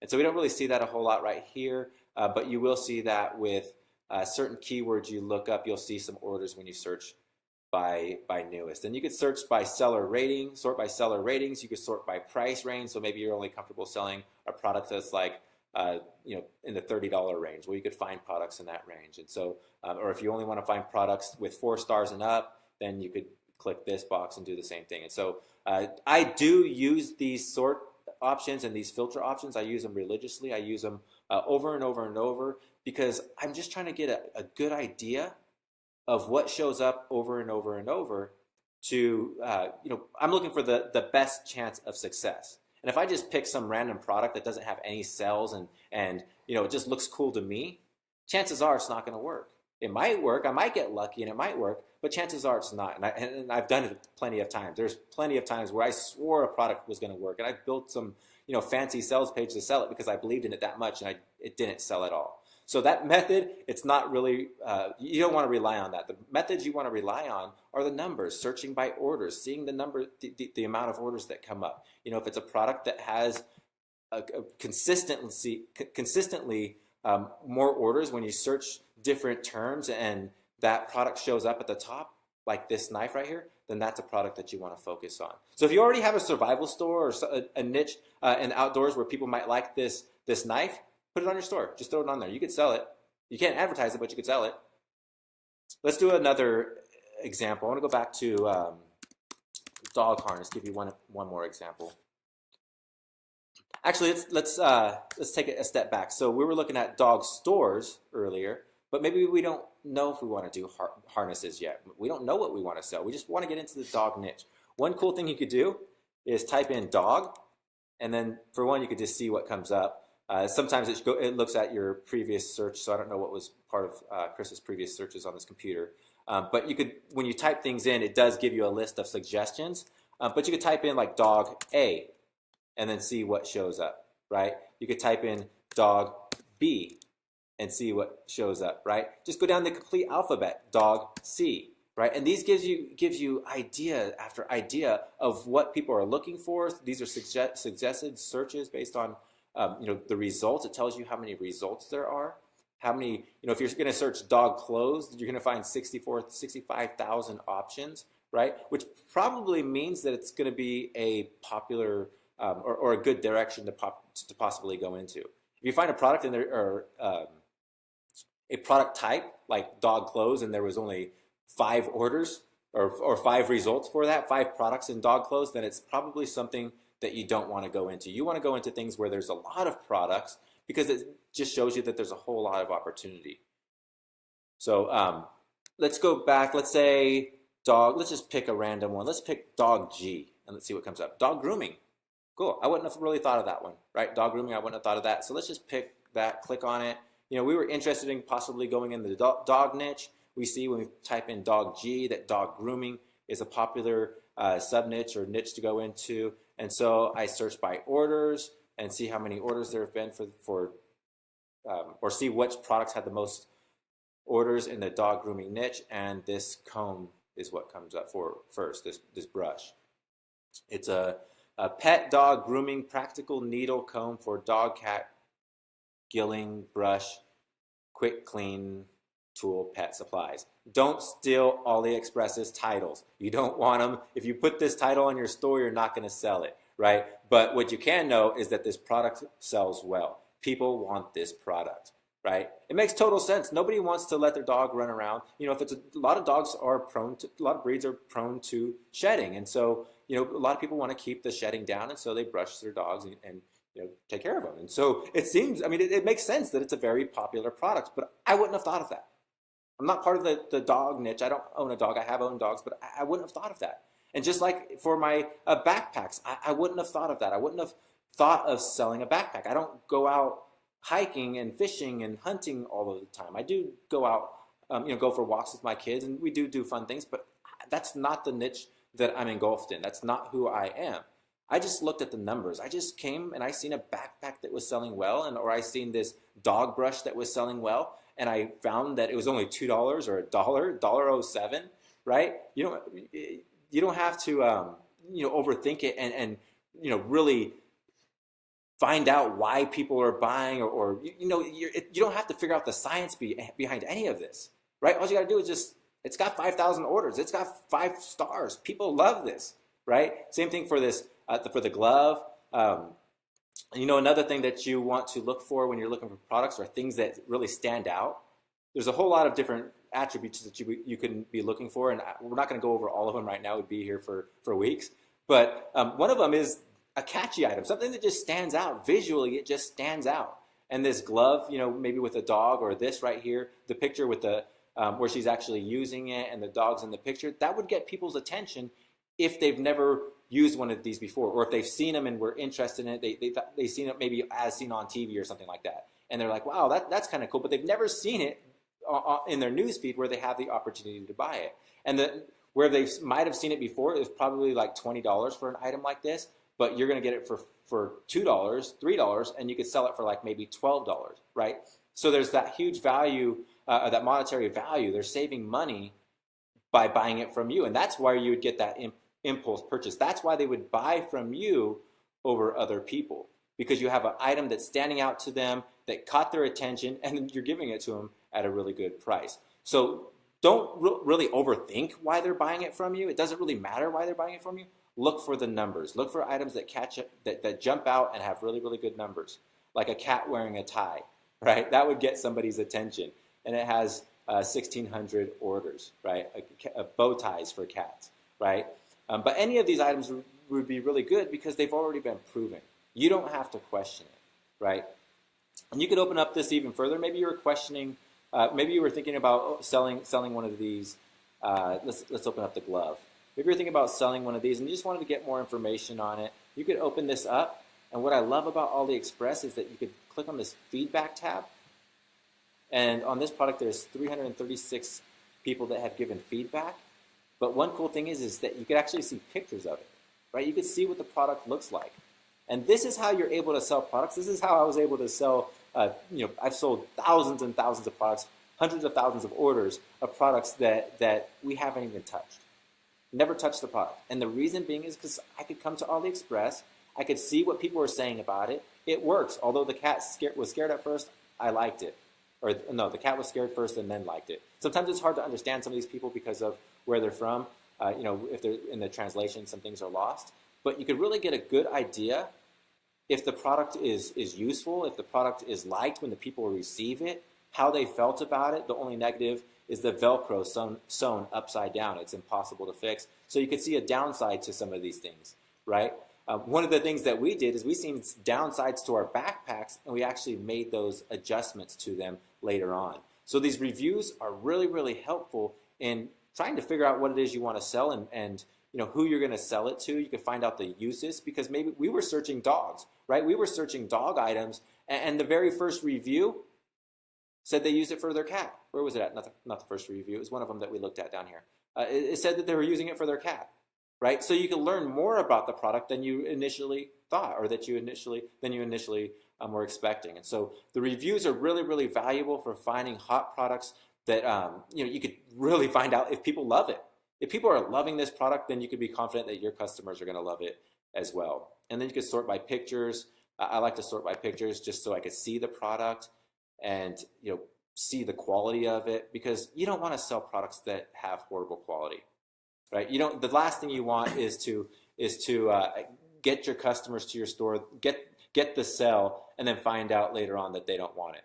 And so that's what I do. I start off at a watch count. I find a trend in products. I come over to AliExpress and I find among that trend, I find a specific product that I'm looking for or that is hot, and then I take that hot product that's showing up over and over and over. I look at the reviews and learn all about it, and then I just take it over to my store and put it on my store and price it at a good price, a reasonable price. So let me jump in here, Robert. Let me because I've been watching the comments as well. Let me answer a couple questions and let's keep going with this training because people are just saying this is very, very valuable. So again, when you're looking at a product, when you found a product, you can go look at the seller rating. You can go make sure you're selling from a good seller. This is going to be your price right here. If there's attributes like color, you would select that, and size. It's a color and medium. Once you select any attributes, it's going to show your total price here, $239, right? This is shipping. And again, we're going to want to go with the e-packet shipping, okay? You're always going to look for e-packet. E-packet's going to be the best shipping. It's going to allow you to track it. It's going to be basically very inexpensive. It's going to get there fast. It's just this is the one you always want to, ideally there's millions and millions of products on here, so you really only want to focus on products that have e-packet and from a good vendor. Sometimes you'll come across products and you look and it doesn't have e-packet, and so it's easy just to find another vendor because chances are there'll be another vendor that does. Exactly. So if this one didn't have e-packet, you don't go like, oh no, my hopes are completely blown. I love this product. Just review it a little bit more and see if you can find it. Because you want to get the product, I don't want the product to take 45 days or 39 days or 39 days or whatever. Even though it's only 11 cents, I just want it to be there as simple as 12 to 20 days because it's drop shipping. Now, some of you might think, we live in a society where customers aren't willing to wait 12 to 20 days anymore. But the reality is that you've got to start somewhere. And because you guys probably don't have money to go buy your own inventory and your own stock, it's better just start off with products that take 12 to 20 days, get used to this business, and then eventually you can order your own products and you can get it to the customers faster. That's what Robert did. Robert actually eventually started ordering backpacks himself in bulk, because then he could like be in charge. It doesn't have to take 12 to 20 days. It might take 12 to 20 days to get to Robert, to his house, but then it's only, then he'll sell it and he'll only get it like in 2 days to the customer. So just start here, e-packet, 12 to 20 days. Once you select that, you'll notice the price is different. This is your actual price. So even though it says $239, that's not your actual price. Your actual price, you have to select the attributes and choose ePacket. Once you've chosen ePacket and chosen whatever attributes there are, it should show you a price here. That is your actual price of the product. So even though it says $239, that's not your cost. Your cost is $397. When an order comes through, if Billy from Michigan orders one of these brush gloves, it's going to cost you $3.97. So you have to mark this up. You have to sell for more. Now, how much should you sell for? I think if you're a brand new beginner and you're just trying to reach that $100 in sales, you guys want to see how crazy I am. You know how much I would sell this for? I would sell this for $4.95. Now, before you guys wonder what the heck I'm doing, let me explain why. I would sell this for $4. This product here I would sell for $4.95 with maybe with like free shipping or really cheap shipping, like $2.95 shipping. Here's why. Okay, I'm gonna show you guys right now. Let's do brush glove. Let's go back to Google. Let's go back to that Google search I was doing earlier where you can do a site search. Site, myshopify.com, and let's do brush glove. Okay? And let's look at, and maybe just like dog brush glove. Okay? Now, one way to do it is you're looking at all these results, but you can actually go look at images and you'll see the exact same image. So I went over here to my Shopify dog brush glove. Look how I said images, and now I'm able to see that exact blue glove. So all these, see how this one's different? All these sites, all these pictures with the exact blue glove, these ones right here, I can basically go here, click on the image, and I can go visit the page. Now look at this. I'm on a Shopify site that's selling the exact glove. Okay? This is, I'm basically showing you, and this is, look, this is us, not even pre-scripted. It's not like, I don't even think Robert meant to look at this, and you definitely know I didn't know he was going to do it. So this is us just showing you how simple it is. Look, this logo, super generic, super easy. This theme design, super generic, okay? And look what they did. They've got a couple pictures, and you showed all that happened was Robert went on here and just dragged and dropped these images to his desktop. Okay, he just dragged and dropped these images to his desktop, and then he uploads them to his store. Okay, and there's also tools. There's tools you can use to import products, but me and Robert don't even really import products. We just go and we spend our time looking for a winner. Once we find a winner, we upload some pictures, and look, see how it's called the Amazing Handy Pet Brush Glove? Does that sound a little bit better than the True Touch De-Shedding Brush Glove Pet Dog Cat Gentle Efficient Massage and Grooming? So when Robert said don't use this title, do you understand why? The vendors, the wholesalers, who are the people on AliExpress, who are they targeting? They're targeting guys like me and Robert who want to go sell this. So they're putting in a bunch of keywords because I might put in like pet grooming and they want to show up for pet grooming. They're basically putting in a bunch of keywords to show up. But when you're selling to the public, you need a cool title like this. The Amazing Handy Pet Brush Glove. It sounds like an actual like legit product that you would see on like an infomercial. And then $17.89 as compared to this, save $18. Quantity 1, and look, free shipping. So they're selling $17.89 with free shipping. They've got a description here, and then they've got a little video of somebody using it that they found on YouTube. So listen, you guys, this is why I taught you the site search. You could literally model after this. If you wanted to sell this glove, you just got an idea for a title, an idea for a description, you just found a video that you can embed, and you just saw kind of how they use the pictures, okay? And you kind of also get an idea for what somebody else might have done some product research on to see what it should sell for. So that's why I love being able to just model after sites, okay? So you do that, and now you've got this idea for this handy pet brush glove, okay? This de-shedding type glove. And so now you go in here and you're like, okay, what's your cost? Your cost with e-packet shipping, okay? Now look, if you use the seller's shipping method, it looks cheaper, but don't do it. Just trust me, for the time being, as a beginner, always use e-packet. Just start with that until you know what you're doing. Consider all the other options for intermediate members only. If you're an intermediate Shopify seller, then use those. If you are a beginner, just use e-packet. It's easier to focus on one thing and do it right. Use only, okay, so here's my rules for you. Only use good vendors with a lot of feedback and a lot of, and if this one had one diamond, see if you can find it from another vendor. You know what I'm saying? Try to find it from someone else. So you're looking for like a good vendor. And now this is $3.97. Okay, that's your cost. So when you go to mark it up, it's $17.89. So from $4 to $18, that's like $14 in profit. You could spend like $10 acquiring a customer and still make money. But watch what I would do. Here's what's crazy, okay? I would charge $4.95 for this. Now, hear me out, because I think a lot of you right now are about to get to your first $100 very, very quickly. By charging $4.95 for this, my goal is that it is so cheap that price is not an obstacle, okay? It's so cheap, price is not an obstacle. As long as I have a good picture, some good copywriting on here, you know, explaining it, I got a little picture, and this thing's only $4.95, you know, compared to normally $25, whatever. It's only $4.95. I might even do free shipping. Now, my cost is $4. So here's the deal. I'm going to lose money on this. Now, hear me out, and let's talk about strategy. The reason I'm willing to lose money is let's go $4. Okay, watch. The Chris Record method to your first 100 in sales, okay? Example, product costs you $4 out the door, okay? And this is important for you guys to understand. Robert and I had a talk in the kitchen about this, and we even agree. It's important to get your first sales, okay? Product costs you $4 out the door. You sell the product for $4.95 plus free shipping, okay? You collect $5 from the customer. You pay $4 to the wholesaler. You make $1 in profit. Okay, now, your cost in Facebook ads to get a customer might be, let's say, $4.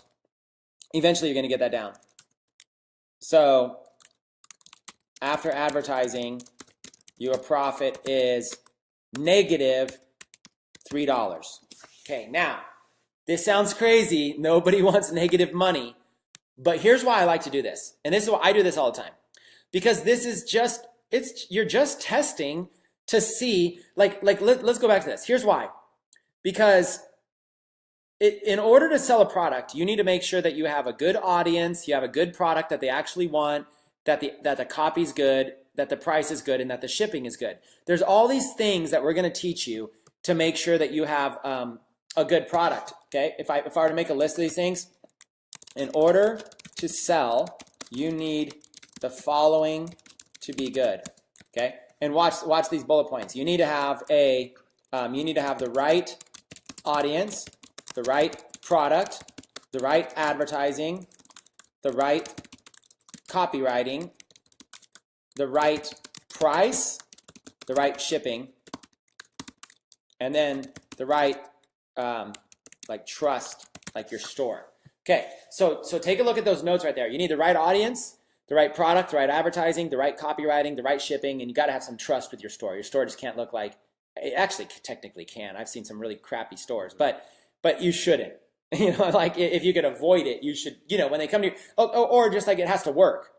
Like, let's even just put the word working. Like, you might have a setting that you didn't do, or you know, make a test purchase yourself and make sure that it actually works. Okay, so let's look at this. The right product. Okay, well, we did some research and found kind of like a high selling product. So okay, let's try this. It might work. The right audience. You're gonna need to find dog owners and stuff like that. Who knows? That's gonna take some skills. Okay, so that's something you're gonna have to learn. The right advertising. Yep, you're gonna have to learn Facebook ads. The right copywriting. I mean, at least you can kind of copy somebody else's stuff, but it should look something like this. Free shipping. It's got a description. Great pet hair remover. It's got a video. This would be the copywriting. Okay, and then you've got the right price, the right shipping, and you got to have a store that works. What I'm saying is these two right here, the right price and the right shipping, okay, let's make those red. You can take care of these and make sure those aren't the issue. That's my point. If there's 1, 2, 3, 4, 5, 6, if there's 7 things here, let's change these to numbers. If there's 7 things that you need to get right in order to make money from your store, if there were 7 things, I'm able to take 2 of these out of the way for you right now by just changing this to $4.95 plus free shipping. Now you know you have literally a price so low you're losing money. If that price, so now when you're going to sell, if you're not selling, you know it's not because of your price. So now if you try and your product doesn't sell, at least you know it's not because of your price. Okay? And if the product is selling a lot, you know it's not because of the product. And if you have good copywriting, you know it's not because of the copywriting. So now you've narrowed it down, and maybe you got to check to make sure your store's working. Okay. Well, now you've narrowed it down. You know what it is? It's your advertising and your audience. So now you're like, oh, maybe, I've been targeting Chihuahua owners and it's just not working. Let me go target, maybe you're like, oh, I didn't realize, maybe Chihuahuas don't really shed. And maybe you're targeting poodle owners and you're like, oh, poodle owners don't really shed. So now maybe what you're doing is you're getting a little bit better and you're like, oh, what's a dog that sheds a lot? Let's try to target some dog owners. Maybe your advertising was too broad or you're using the wrong type. At least you can narrow it down to figure out one thing. My advertising is the issue. But let's say you were doing everything right and nobody was buying. It probably was your price and your shipping. So what I like to do is I like to start with like $4.90. So remember, your product over here is going to cost you like $4. You're going to go sell it for $4.95 with free shipping. Okay, so watch how this is going to work. You're going to start by selling it, okay? We're going to start by selling it. So start with $4.95 plus free shipping, okay, where you're losing $3 per sale, okay, which is what we had here. Your profit is negative. Start there. Then go to $4.95 plus $2.95 shipping. Now you're breaking even per sale, okay? And let's put a little thing here. Let's say sell 5 of them, okay? Now here's why. Because at the end of the day, all you really need to do is figure out how to sell something. Can you find the right audience, the right product, and can you sell it? Trust me, if you guys can just sell something, you're gonna do great. So start cheap and then sell it. Now sell 5 of them. And then go over here and sell 5 of them. Go over here and now add shipping so you're breaking even per sale. Now you've gotten 10 sales, okay? And you're selling the product over here for $5, so you've just made $50 of your $100 challenge. You just made $50, you sold 10. Your first 5, you were losing $3. Your second 5, you're breaking even. Now watch this, okay? Now watch how this is gonna work because this gets powerful. Okay, let's just even go like this. First 5, let's say orders 5 through 10. Let's say orders 1 through 5. Go there, okay? We're gonna make this an actual challenge for you guys, for your 90-day challenge. So listen, I'm gonna make a bold statement. So many of you are gonna start making sales by doing this. You're gonna freak out. You're gonna be like, oh my God, this is amazing, okay?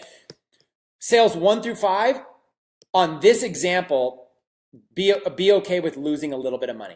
You don't have to say these exact prices, but be okay with losing a little bit of money, okay? So let's be okay with losing a little, okay? Sales 5 through 10, be okay with breaking even, okay? That's the thing. Sales 5 to 10, be okay with breaking even. Now, sales 10 to 20, okay?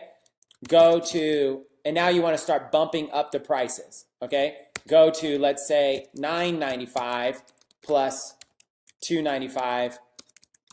Actually, I'll probably do plus free shipping on this one.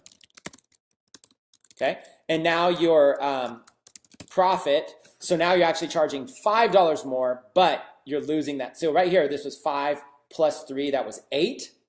And so now you're actually just going to 10, right? So now your profit is $2 per sale.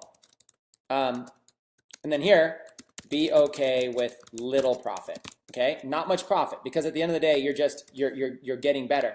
Now, sales 20 to 50, go to, and as long as it's selling well, $9.95 plus $2.95 profit, or $2.95 shipping. Now you're adding an extra 3, right? So now your profit is $5 per sale. Okay, ready to scale. And now push the envelope. Okay, here's the thing: you can always backtrack. If you keep pushing this higher and it doesn't convert, you can always go back. So now sales 50 to 100. Let's do another 50 sales here. But on these ones, let's push it a little bit. Let's go to 995 plus. Let's go to 495 shipping. Profit is now you just added an extra $2. Now profit is $7 per sale. Ready to scale big. Over $1,000 in sales at that point. Yep, and you've already done over $1,000 in sales. You're already at the round 2, and then at this point, 100 plus sales. Now you've got a solid margin right there. 995. Now 100 plus sales. Scale out like crazy. If it doesn't work, go back to previous pricing. Okay. And that's it. There's a basic strategy. You're looking at $1 million strategy right there. Now, in the 90-day challenge, we're most going to tell setup, but I want you guys to start selling. So just try this, okay? Here's the bottom line. Look over here on the right. On your first handful of sales, be okay with losing a little bit. Then be okay with just breaking even. Then be okay with just a little bit of profit. At that point, you've figured out if a product can sell or not. Your first 20 sales, kind of figuring it out. Now, what else is happening? Facebook gets smarter with every sale you make. They start optimizing your ads to target more people likely to buy. So by getting more sales, even if you are losing or breaking even, you mature a pixel. That's advanced, okay? Advanced. Maturing the pixel means Facebook optimizes your ads to perform better. That's all that means. Okay. Now, for the same ad spend, you are making more sales because of this strategy. Okay. So what this is, in a nutshell, you guys, this is an amazing strategy that most of you are not doing. Here's what most of you are doing. You're starting here. I promise you, this is, Robert is over here shaking his head, nodding. It's because what most people do. You're starting, wanting to have a ton of profit per sale. In fact, some of you are like, oh my God, there's $20 profit per sale. I'm going to kill this. If you know you have the potential for $20 per sale, then go down here and just break even or even lose a little bit, knowing you can change the price. Now, in order to do this, there's something very, very important. To do this, do not mention cost, price of product or shipping in your advertising, okay? Do not mention it. So if your advertisement says free shipping, then you have to do free shipping on all of these. You have to but that's okay, you have to raise the price. But keep in mind, if you're like, hey, for a limited time, this is only $4.95, by saying the cost in your advertising, you can't raise it. If you just have general ads going to your products, then you can change the prices all you want. Like, look, if I was at this right here, and then I refreshed the page, and that product was suddenly $15.89, I wouldn't know. I'm a new visitor. I wouldn't know. Then the next visitor that sees it, it's suddenly $19.95. There's no difference. And right now, we don't even know how much this is in shipping. We don't know how much it is in shipping until we add to the cart and we go check out. And once we add to the cart and then we go check out, then it's going to take us to this form. We have to put in all of our information and then continue, and then it's going to tell us what the cost of shipping is. Okay? So we don't even know. Since we don't know, we don't have a way to even do that. So listen, in a nutshell, as long as you want to do the strategy, sales 1 through 5, start with $4.95, or in this case, be okay with losing a little bit. So I'm saying $4.95, but let's choose another product just to give you an example. Let's go to just some random product. Let's go choose a bakeware product. Let's say your product is, let's see, this one, okay? Here's a handy little bread slicer. Let's say your product was this bread slicer right here. Same thing, we're gonna go here, e-packet, okay? Your cost is $7.28. So if this was your cost right here, $7.28, and you wanted to do this, I would sell this product. Be okay with losing a few bucks. Your sales price should match this, somewhere near this. I would sell this for maybe $7.95. And then I know I'm going to have to pay for advertising. Whatever my advertising cost is, I'm going to lose a few bucks, but that's okay. Or maybe I'll sell this for $9.95 and just, I'm still probably losing $1 or so with advertising. I'm going to sell it cheap. Okay. But then after I sell it cheap, the perfect toast cutter slicer, let's see. Perfect toast cutter slicer. Looks like it's probably that one. I don't know if there's a better picture of it. I probably just don't have the best name for it. But there's one right here. Let's visit the page and let's see if what this person's. Oh, their store's not open. Anyways, you can go see what other people are selling it for. Let's see. Perfect slicer. Yeah. Who knows what? Maybe I have to look at some more keywords to find that exact product. Hold on one second. Let's see if I can find it. Precise cutting with slicing guides, 4 slices thickness. You can usually go down here and figure it out, but precise and fast, precise cutter. Anyways, who knows? I don't want to search for the exact thing. We've only got so much time. Let's go precise. And that's probably the same one we were just on, it's my guess. Yeah, for some reason they took off their password. Anyways, you can go find, if you search enough, you can go find somebody selling it and you can see the exact price. But I'll bet you they're selling it for like $17 or $18. Okay. Yeah, I don't feel like looking at this anymore, but they're probably selling it. They're probably getting it for $7. They're probably selling it for like $15 to $20, my guess. So you can undercut everybody. When they come to your site, my main point is when they come to your site, your price and your shipping. If your price is essentially your wholesale cost and your shipping is free, then you know that's not what's harming your sales. So now you can focus on just trying to find the right ads to it. You can always raise these two. So you keep raising them. At first you're losing a little bit of money, then you're breaking even, then you're making a little bit of profit, then a lot. At $7 per sale, if you're making $7 per sale, you might be able to scale this to sell, 100 a day. That's $700 a day. I mean, it's crazy. You can really scale something like that, okay? And that's what happens. Robert, you had a backpack that was selling, and you made your first 100, your first 1,000, and stuff like that. But then when you started scaling, how much in total sales in backpacks did you do in what time frame? Well, in the first 8 months, we did our first $1 million, and that was almost all on backpacks. So 8 months to do $1 million in backpacks, I think that's pretty quick. Yeah, it's like, okay, so like there's 1 million divided by 8 equals 125,000 a month, which might not have all been backpacks, but backpacks was backpacks was the product that we were driving traffic to, and they were buying other things. Yeah, correct. Yeah, so like over $100,000 a month in average of backpacks. So from a guy who starts selling backpacks 8 months earlier to 8 months later, averaging over $100,000 a month in backpack sales. Mm-hmm. So it scales very quickly. Here's what you do. This is like, this is the preparation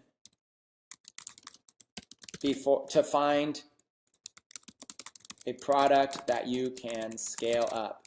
Okay, that's all. This is the preparation. So what you're looking to do is you're looking to go find a product that you can lose a little bit of money on, break even, make a little bit of profit, kind of build it up, and then you're ready to scale big. Then now you can just start. Now you've got a product sells well. Now you just start running a lot of money to it. So you don't even run a lot of money right off the bat. Okay, and it helps because every single time these first 5 sales, every time a sale happens, Shopify reports it back to Facebook, and Facebook gets smarter. So it's all automatic. So every time a sale happens, we show you how to do this. Every time a sale happens, Facebook gets smarter. And Facebook's going to get smarter. They're going to start finding you more buyers. So the more sales you get, the more sales you're going to be rewarded with. So you might as well, even though you're losing money here, you're making Facebook smarter. So then you're going to make big money. This is how all the big guys do it. Robert was telling me how he tests products with really inexpensive prices too, just to see if it sells. Okay. This is a major strategy. So, Robert, I kind of took over there. Let me look at the comments real quick. I don't know if any comments are flying in you want to address, or if there's anything you want to say about this. I just want to, also be able to share with them a little bit about the 90-day challenge and the targets they want to hit. But hey, if you guys, how many people right now in the comments before Robert starts talking? How many people in the comments think that are going to start applying that strategy that I just taught, with starting with lower prices and then raising the prices? How many are going to do that? They're calling this upside down thinking. it's the right kind of thinking, though.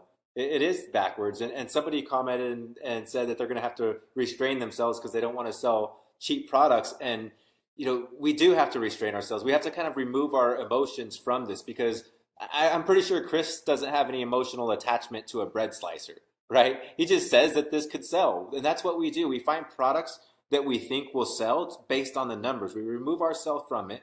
We use the strategies that work, the strategies that we've developed that we know that work. We've tested them over and over and over again. And we do it religiously. We do it over and over and over again because they work. And so to question it and then try to do something different, like, we're saying the price low, but if you say, oh, well, I want to price mine high because, I want to have higher priced products and feel better about my products, well, it's not going to work, or the chances are it might not work. Most likely it won't work because we've tested the strategies over and over and over, and we found what does work. And so our methods that we talk about, those are the things that are going to most likely bring you success. And you might get lucky doing some of the other things, but most likely you're not. Most likely you're just going to struggle like a lot of other people and beat your head on the wall and say, why doesn't this work? And so we wanted to remove that. Chris wanted to remove that. That's why he typed up the notes so you could see what we're saying, and it becomes clear that there's actually just simple steps, and if you follow those simple steps, it works. And it might take some testing, it might take some practice, it might take some tweaking, but it does work. And the strategies are going to be your quickest chance to success rather than just trying to do things on your own. Okay, let's do this. Let's have a little bit of fun right now. Let me go into the group, and what I'm going to do is let's do a little bit of a Q&A session. Okay, let's do a Q&A session real quick with me and Robert.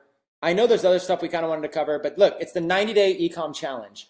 So what I want you to do right now is in the comments of this video, this Facebook Live, we'll probably change the description. We're probably going to change the description. Let's go, let me change it real quick. Day 1 of 90. And we're probably so day 1 of 90, Chris and Robert generated millions of sales online past few years. Here's a high-level overview of, let me even just change it a little bit more. Here's a high-level overview of how to find winning products to sell on your Shopify store. Plus Q&A session. Okay. So this I'm just editing this post right here so it's a little bit more relevant. Find this post. So if you're watching the replay, whatever, find this post, the day 1 of 90. Go on here, find this post, and ask questions in the comments right now, and we'll pull them up and do our best to be able to answer them. Now, when they're live like this, obviously we can't answer every single question. So we're going to do our best right now to be able to answer some questions.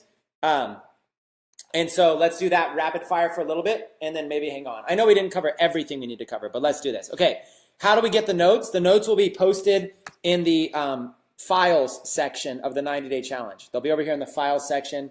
There'll be notes that get posted there. Keep your questions coming. And if you've asked your question, just go ahead and ask it again. How much should we spend on Facebook ads using the strategy previously explained? We're going to teach Facebook ads in more videos, but you should be spending $5 a day. But we'll teach that in more videos. Can you do a strategy with print on demand? With print on demand is different. We didn't cover it. I don't know if we're going to cover it today. I wanted to. We're probably going to do print on demand tomorrow. So just wait on the strategy for print on demand. If we are ready to do Facebook ads, where do we start? Diane, if you're ready to do Facebook ads and you don't require training, then just start with the training at ecomtutor.com. Okay? Go to ecomtutor.com, start with the training there. If you're ready to advance, today's day 1 of 90. You can't teach everything on the first day. If anybody here is ready to go, that'll be good. Will you do live videos for all 90 days? I don't know if we can commit to them all being live, but a video will be submitted here every day for 90 days. Okay. What apps do we have to install? That'll be covered on another, in one of the 9 days. We'll do a whole entire day dedicated just to Shopify apps. How can I use PayPal to pay on AliExpress? We'll have to cover that later. On the $4.95 plus shipping, would you limit how many they can get at that price? No, you just keep an eye on it. Dagmar, just keep an eye on it is the easiest way. That's what I would do. I would just, when you're a beginner, you're not going to get suddenly out of nowhere. You're not going to spend a $5 ad and get 1,000 sales. Okay, so just just don't worry that much. You're going to get sales are going to trickle in. You'll have plenty of control. Sean, when should we expect the daily trainings? Every day at 5 p.m. Eastern time. Okay, so let's put that in the comments. Daily trainings are every day at 5 p.m. Eastern time, and we'll put roughly. Like today was like 5 minutes late. Okay, so sometimes this. Does Chris still do 2 hours of cardio every morning? No, that's kind of random. Okay, I have 2 Facebook free plus shipping ads going. Oh, here's a good question. I saw this on my phone. Okay, here's a good question. Oyane says, I'm going to charge you, Chris, because after hours of putting my store together, I'm going to have to redo everything. Okay? No, don't redo anything. Okay, listen, the strategy I just told you is only for products you're running ads to. Okay, let me clarify this really quick. Okay? This strategy is only for products you are running ads to. Okay? You can have all the other products in your store set at high markups if you want, okay? Whatever markups you want, okay? So if you have a store, an example is, let's say you have 50 products in your store. You are likely only going to be running ads to 3 to 5 of them. That's where this strategy applies. So that question that says you spent hours putting your store together, you're going to have to redo everything. Please do not redo everything. This strategy is only for products that you're running ads to. Okay? And the cool thing about that is that that's where you actually make some money in your first 10 orders, where you're barely breaking even or losing money. You can actually make some extra money, because when they come to your store for the product that you're driving them to, that product that you're promoting, they're going to look around on your store and find other items, and you could get those sales. And if they're priced really cheaply, you're still making no money if they're buying those things. So you want to price them at a point to where you're going to make a little bit of money off of them. Okay, if you want to sell made in the USA, where do we get them to drop ship? You guys, I have this other site here called ecomtutor.com. You can go to a site called ecomtutor.com. Okay, need more training? Go to ecomtutor.com. Okay, if you need more training, go to ecomtutor.com. eComtutor is this site here, and it's got lots of start now by downloading this free PDF training, the ultimate guide to making money online with Shopify. Download the PDF notes from the webinar replays. Click all the links on here. Watch the videos. There's a lot of stuff here. This is all here. So like you can go in here and learn this kind of stuff, right? So, and then here's this document here, the beginner's guide to making money. This document teaches a lot of advertising, all kinds of stuff. It explains the plan, to get the plan. And look at all this advertising. $5 Facebook ad system, 10 sources of free traffic without paid ads, Shopify beginner's overview, 7 lessons learned from a $100,000 a month seller, the find, list, sell method, $35,000 in 12 days, finding products and choosing niches, advanced Shopify training with Robert from a webinar interview I did with him. That was like, I remember that one, Builder Pens. Yeah. Builder Pens. That was like, look, the guy I'm on with right now happens to, I have an advanced training. This is like a video interview we did a long time ago. Facebook ads training right here. Step-by-step instructions to set up your store, how to set up shipping, product ideas. Look at all these niche ideas that you can get on this document. All this cool stuff and tons of ideas. More great resources right there. Here's a drop selling and wholesaling list. So if you guys don't want to use AliExpress, look at all these other drop shippers here. Look at all these drop shipping sites and wholesaling sites. And then a case study of a student and what she did and some screenshots. Okay, so cool stuff. Okay, more bonuses. The complete guide to Facebook ad targeting, how to make 6-figure. You guys, people normally sell this stuff for a lot of money. Okay, and literally this is just for free at ecomtutor.com. Okay, let me put this site up here. For more training, go to ecomtutor.com. Okay? That's it. ecomtutor.com for more training. Okay? You guys got to go do that. Okay, let's look at some more of these questions. How do we figure out how much to charge for an item? Charge more than your wholesale cost. And if you need a review on that, you can watch this replay. This replay will be available immediately after this. So we're only changing prices for items we're running ads to. Should our ads just have pictures, no price? Yeah, I mean, we haven't covered ads in today's. You can't cover everything in one webinar. Otherwise, everybody here would be overwhelmed. We just wanted to cover AliExpress and how to find products. When you say $5 a day on Facebook advertising, is actually $5 or duplicating the $5 ad. Yeah, Paul, just $5 per campaign. If you want to do more than, if you want to do 2 ads, you could do $10 a day, 2 $5 ads per day. Andy says the Shopify app is a lot better than Oberlo. I mean, it's all relative, right? Oberlo is free. I use a lot of paid tools because I have money. Chris, I can use methods, but how many days does the niche product campaign? You know, I'm not sure what that question is. Sorry about that. How long do we test something before knowing it won't work? I mean, I don't know. I usually test something for 3 days.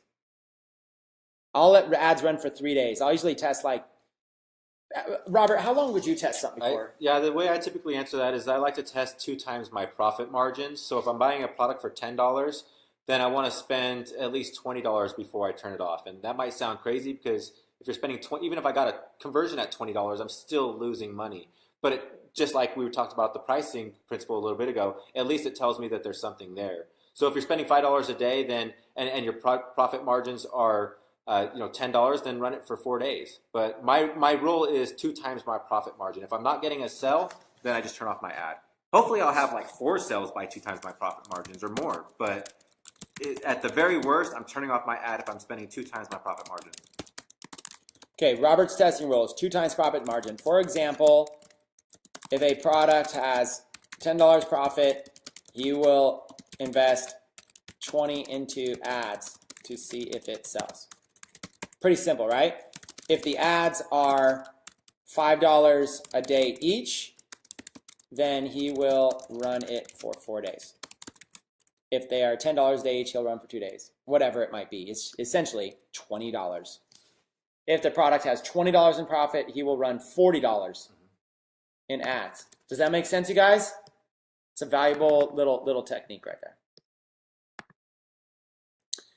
Is it okay to mention the price on ads is a special offer? Yeah, you can, copywriting is copywriting. You can mention there's special offer, discount. You guys, study what other people are doing. Study what other people are doing and saying and try it out yourself. And trust me, this is day 1 of 90. We'll teach you plenty. The one thing on that, though, because Chris mentioned about changing the price, when you first have your pricing low and you want to raise your pricing up on your store, if you have the price on your ad, then you won't be able to do that.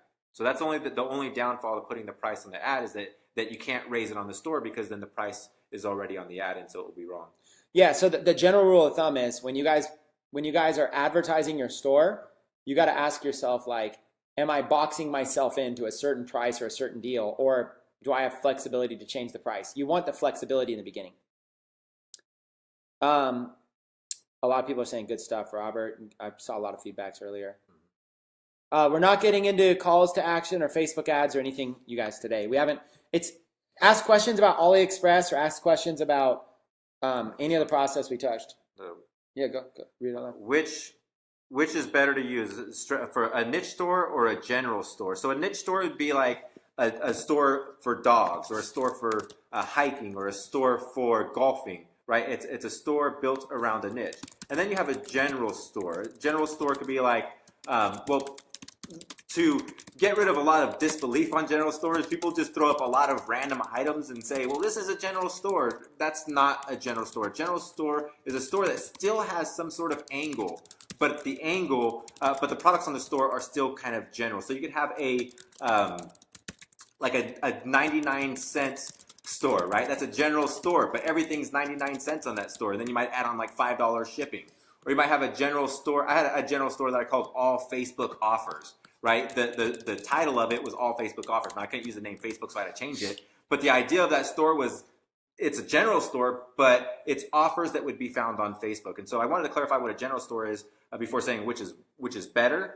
I say a lot of times, if you really don't know, if you just can't figure out a niche that you want to go into, I say start with a general store to test products. And then when you find a product that sells in your general store, begin a niche store for that product and start building product lines around it. I'm a fan of general stores and niche stores. You could get 10 people in a room and there's a benefit to each one. Mm-hmm. But when you're a beginner, it's really nice to have a general store because you can test, you're probably not good enough to pick a niche. You might go, you know what? I heard Robert's in the backpacking niche, so I'm going to call my store Backpack Gear Unlimited. And then you're going to be all backpacks. And you might, you're like, hey, Robert made millions, so clearly backpacks are good. But the reality is, instead of calling yourself Backpack Gear Unlimited, at least go more broad than that. Like, even if you're not a general store, like everything, maybe instead of backpacks, maybe at least call yourself like an outdoors store. So at least more general, because now maybe backpacks don't sell for you, but at least now you can try to sell a bunch of different types of gear, like hiking gear or running gear or summer gear. You could really get very, very general. So what you want is in the beginning, you want more freedom to test different products. Now, once you get good though, once you get really good, you can build a niche store. You had the pen store. Tell them an example. After doing this, you formed a niche store. Yeah, that was just a writing pen that had a ruler on it. Was like built for architects and engineer type people. And it had a ruler, it had a level, it had a stylus for the computer. You could take off ends and there was like screwdrivers on it. Had a bunch of different uses. I think it was like a 6-in-1 writing pen.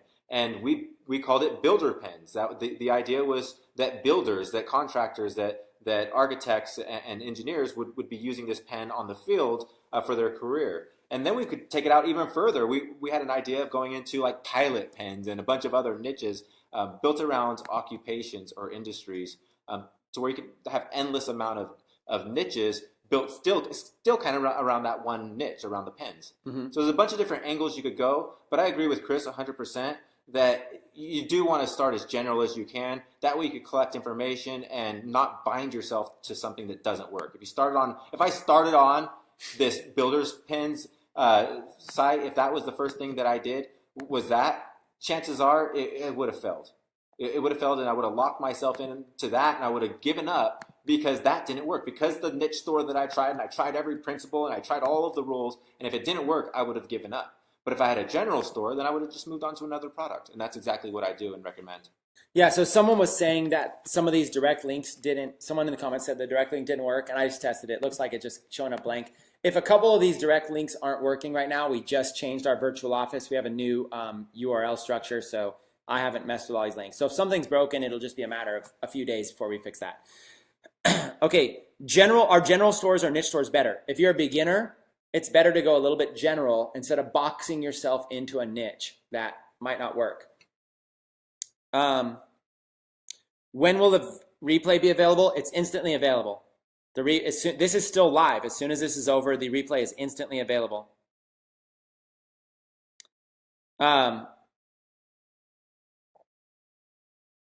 If you guys are having problems mapping your domain names, then you can contact Shopify. If you guys ever have any problems with your Shopify store, contact Shopify. They're incredibly good.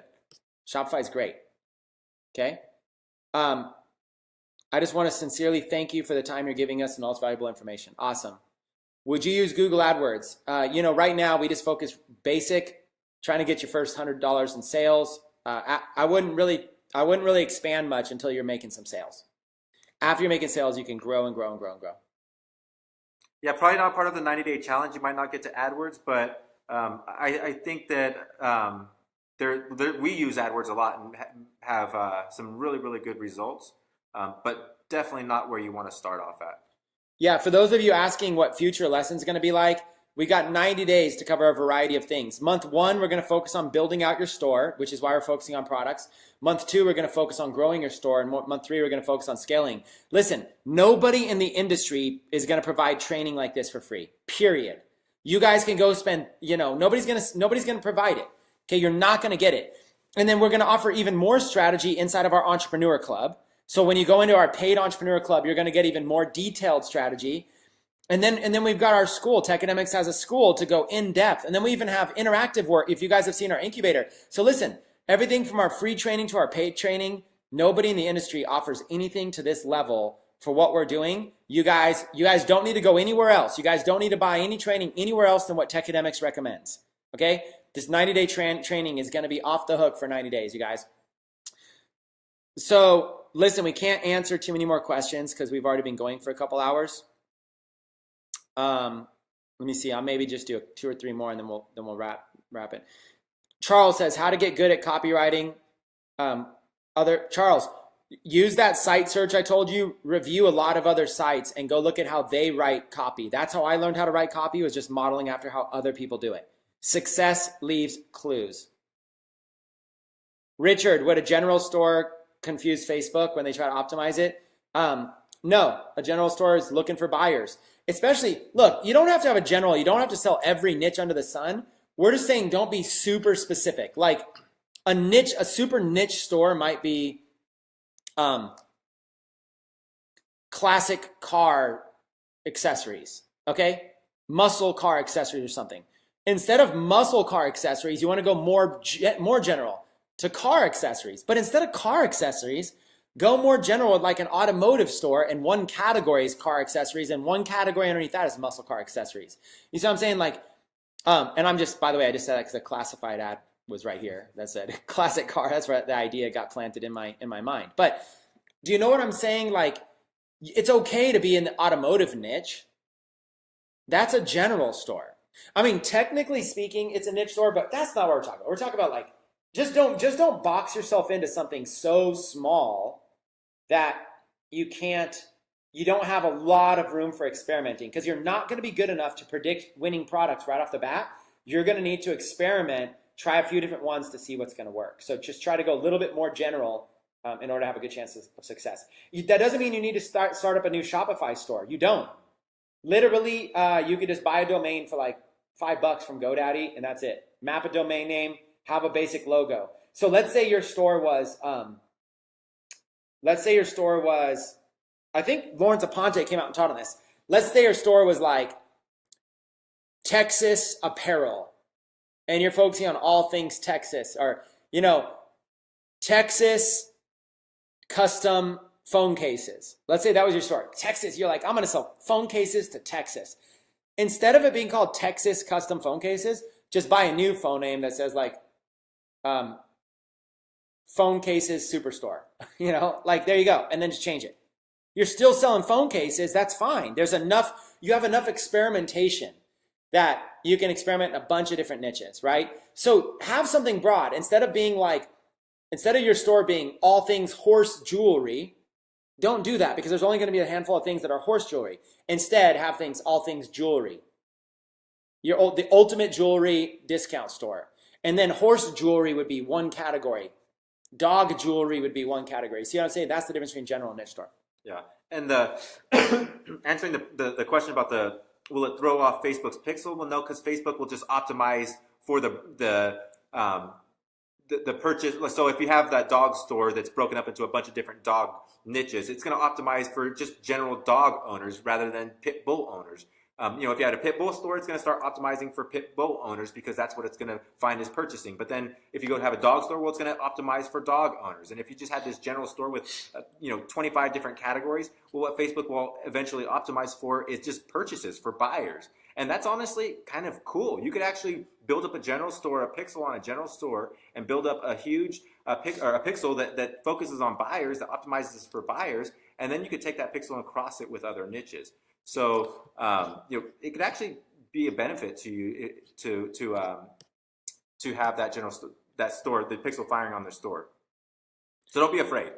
Yeah, don't be afraid of anything. When you're a beginner, just take action. Look, general stores versus niche stores. If you go to that eCom tutor site, ecomtutor.com, there's an 8-minute video on general stores versus niche stores. So make sure you guys go through these videos.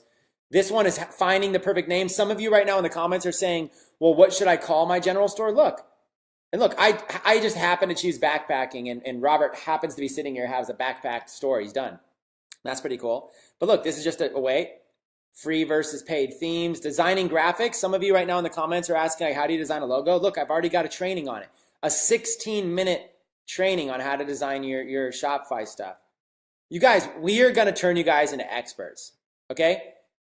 We're going to look at it, setting up Facebook fan pages, finding your audiences. All this stuff is available for free right now. What to do if merchant holds back funds? You know, we cover all this stuff. Placing your first Facebook fan pages, converting more with intersecting audiences. Will Chinese New Year affect sales? We cover so much stuff, you guys. How to rank your Shopify store in Google. How to sell your Shopify products. General stores versus niche stores, again, covered here. How to get sales without paid advertising. How to prepare for, this is for Valentine's Day, but there's how to prepare for holidays. 10 sources of free traffic. You guys, so much. Look at this, $5 a day Facebook ad system. 45,000 views on that. You guys, we got you covered. We got you covered here. All right, we're going to, let's go. I'll go 8 more minutes since I already went to 4:22 p.m. my time. I'll go 8 more minutes.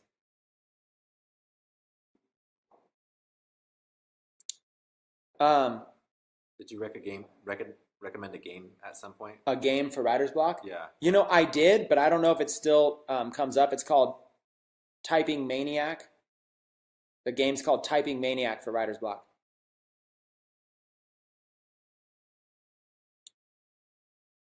You guys, feel free. Last minute questions here.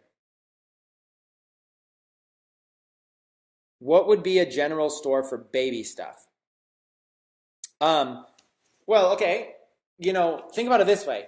Babies don't buy things online. Parents buy things online, right? So really you're talking about what would be a general store? You could do a parenting.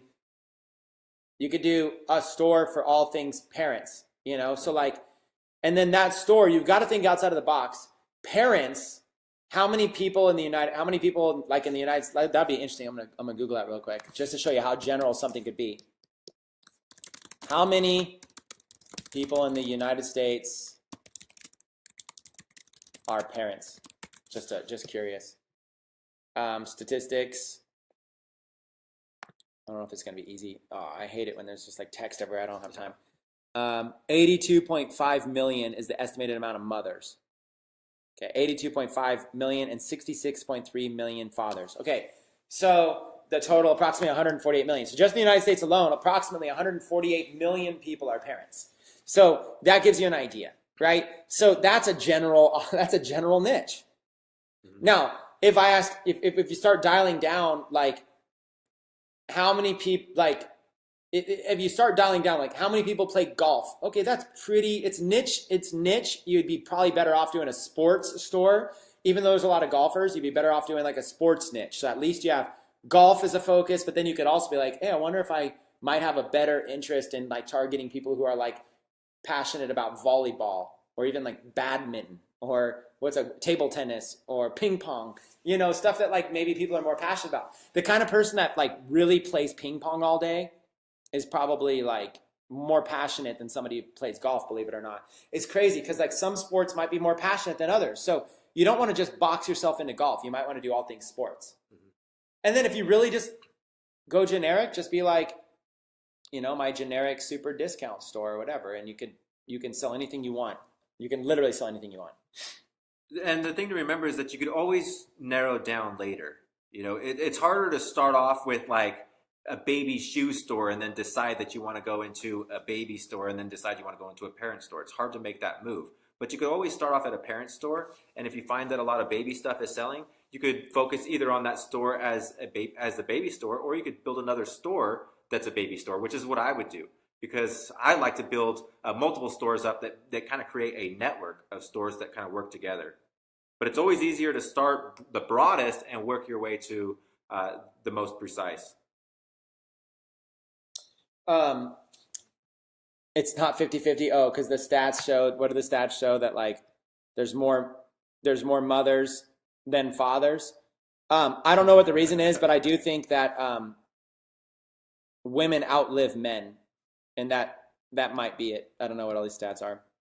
I don't make the stats. It's four more minutes, and then I'm going to cut this off. Is it too late to join the 90-day challenge? No, you can join the 90-day challenge on day 89 if you want. You guys, Anybody can join this 90-day challenge at any point.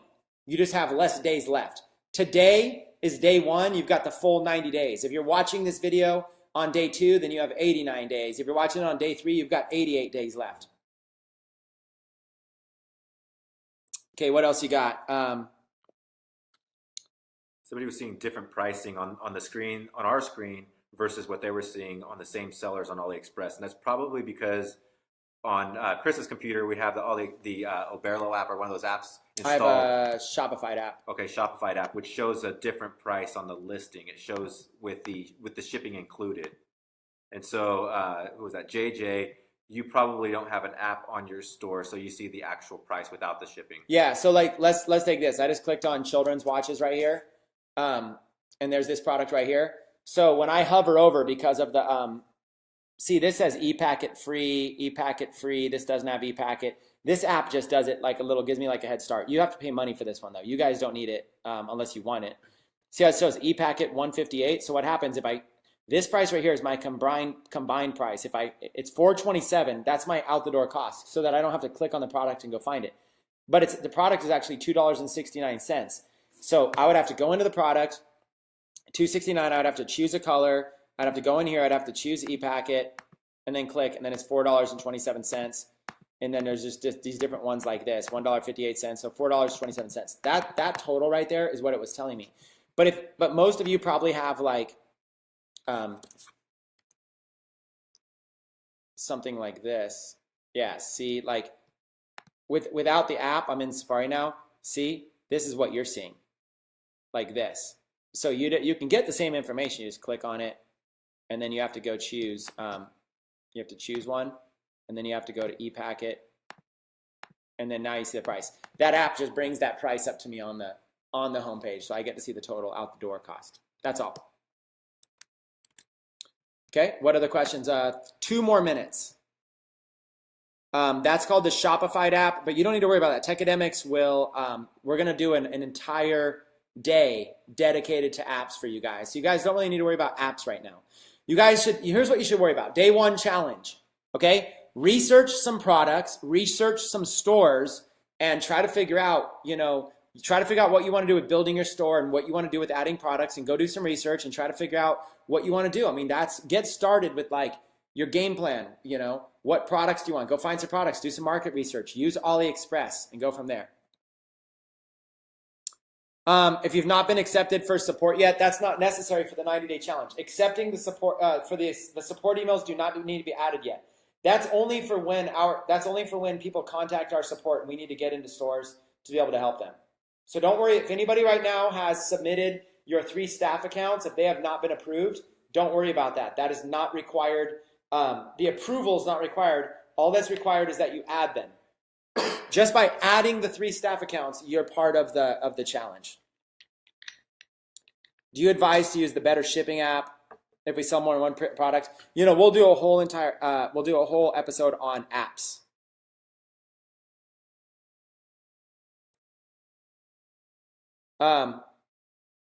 Every day we'll cover something different. Okay, last minute. Can new people see day 1 or day 2 if they join in a few days? Yes. Anybody that joins, the only thing new people would be missing out on is they'll have 1 day less or 2 days less or whatever it ends up being whenever they join. If they join on day 30, they'll only have 60 days left in their challenge, but they'll be able to go back and watch all 30 days of training.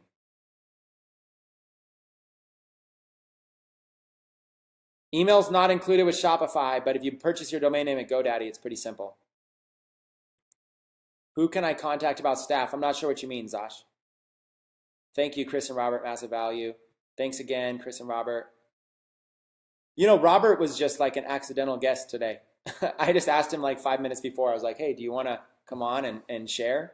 So Robert happened to be visiting my house, staying at my house, and so he just jumped out. Good timing. I actually got to be at the airport in a couple hours.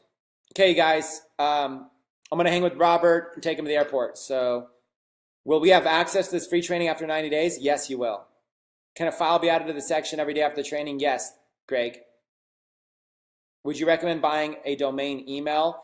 I don't think, sure. I mean, I don't know. We'll have to just do another, in another training, we'll cover email. Is there a way to ask Facebook if your ad picture will be approved? You can add, if you guys have questions, make posts here in this group. If anybody has any more questions that were not answered, ask in the group. Ask in the group. Make it its own post. Provide as many screenshots as you can and ask your peers. Don't ask me. Don't ask Robert. Ask your fellow 90-day challengers, what, is this the first 90-day challenge? Yes, it is. It's the first one. It may be the only one. Okay. With that being said, you guys, we had a blast hanging with you.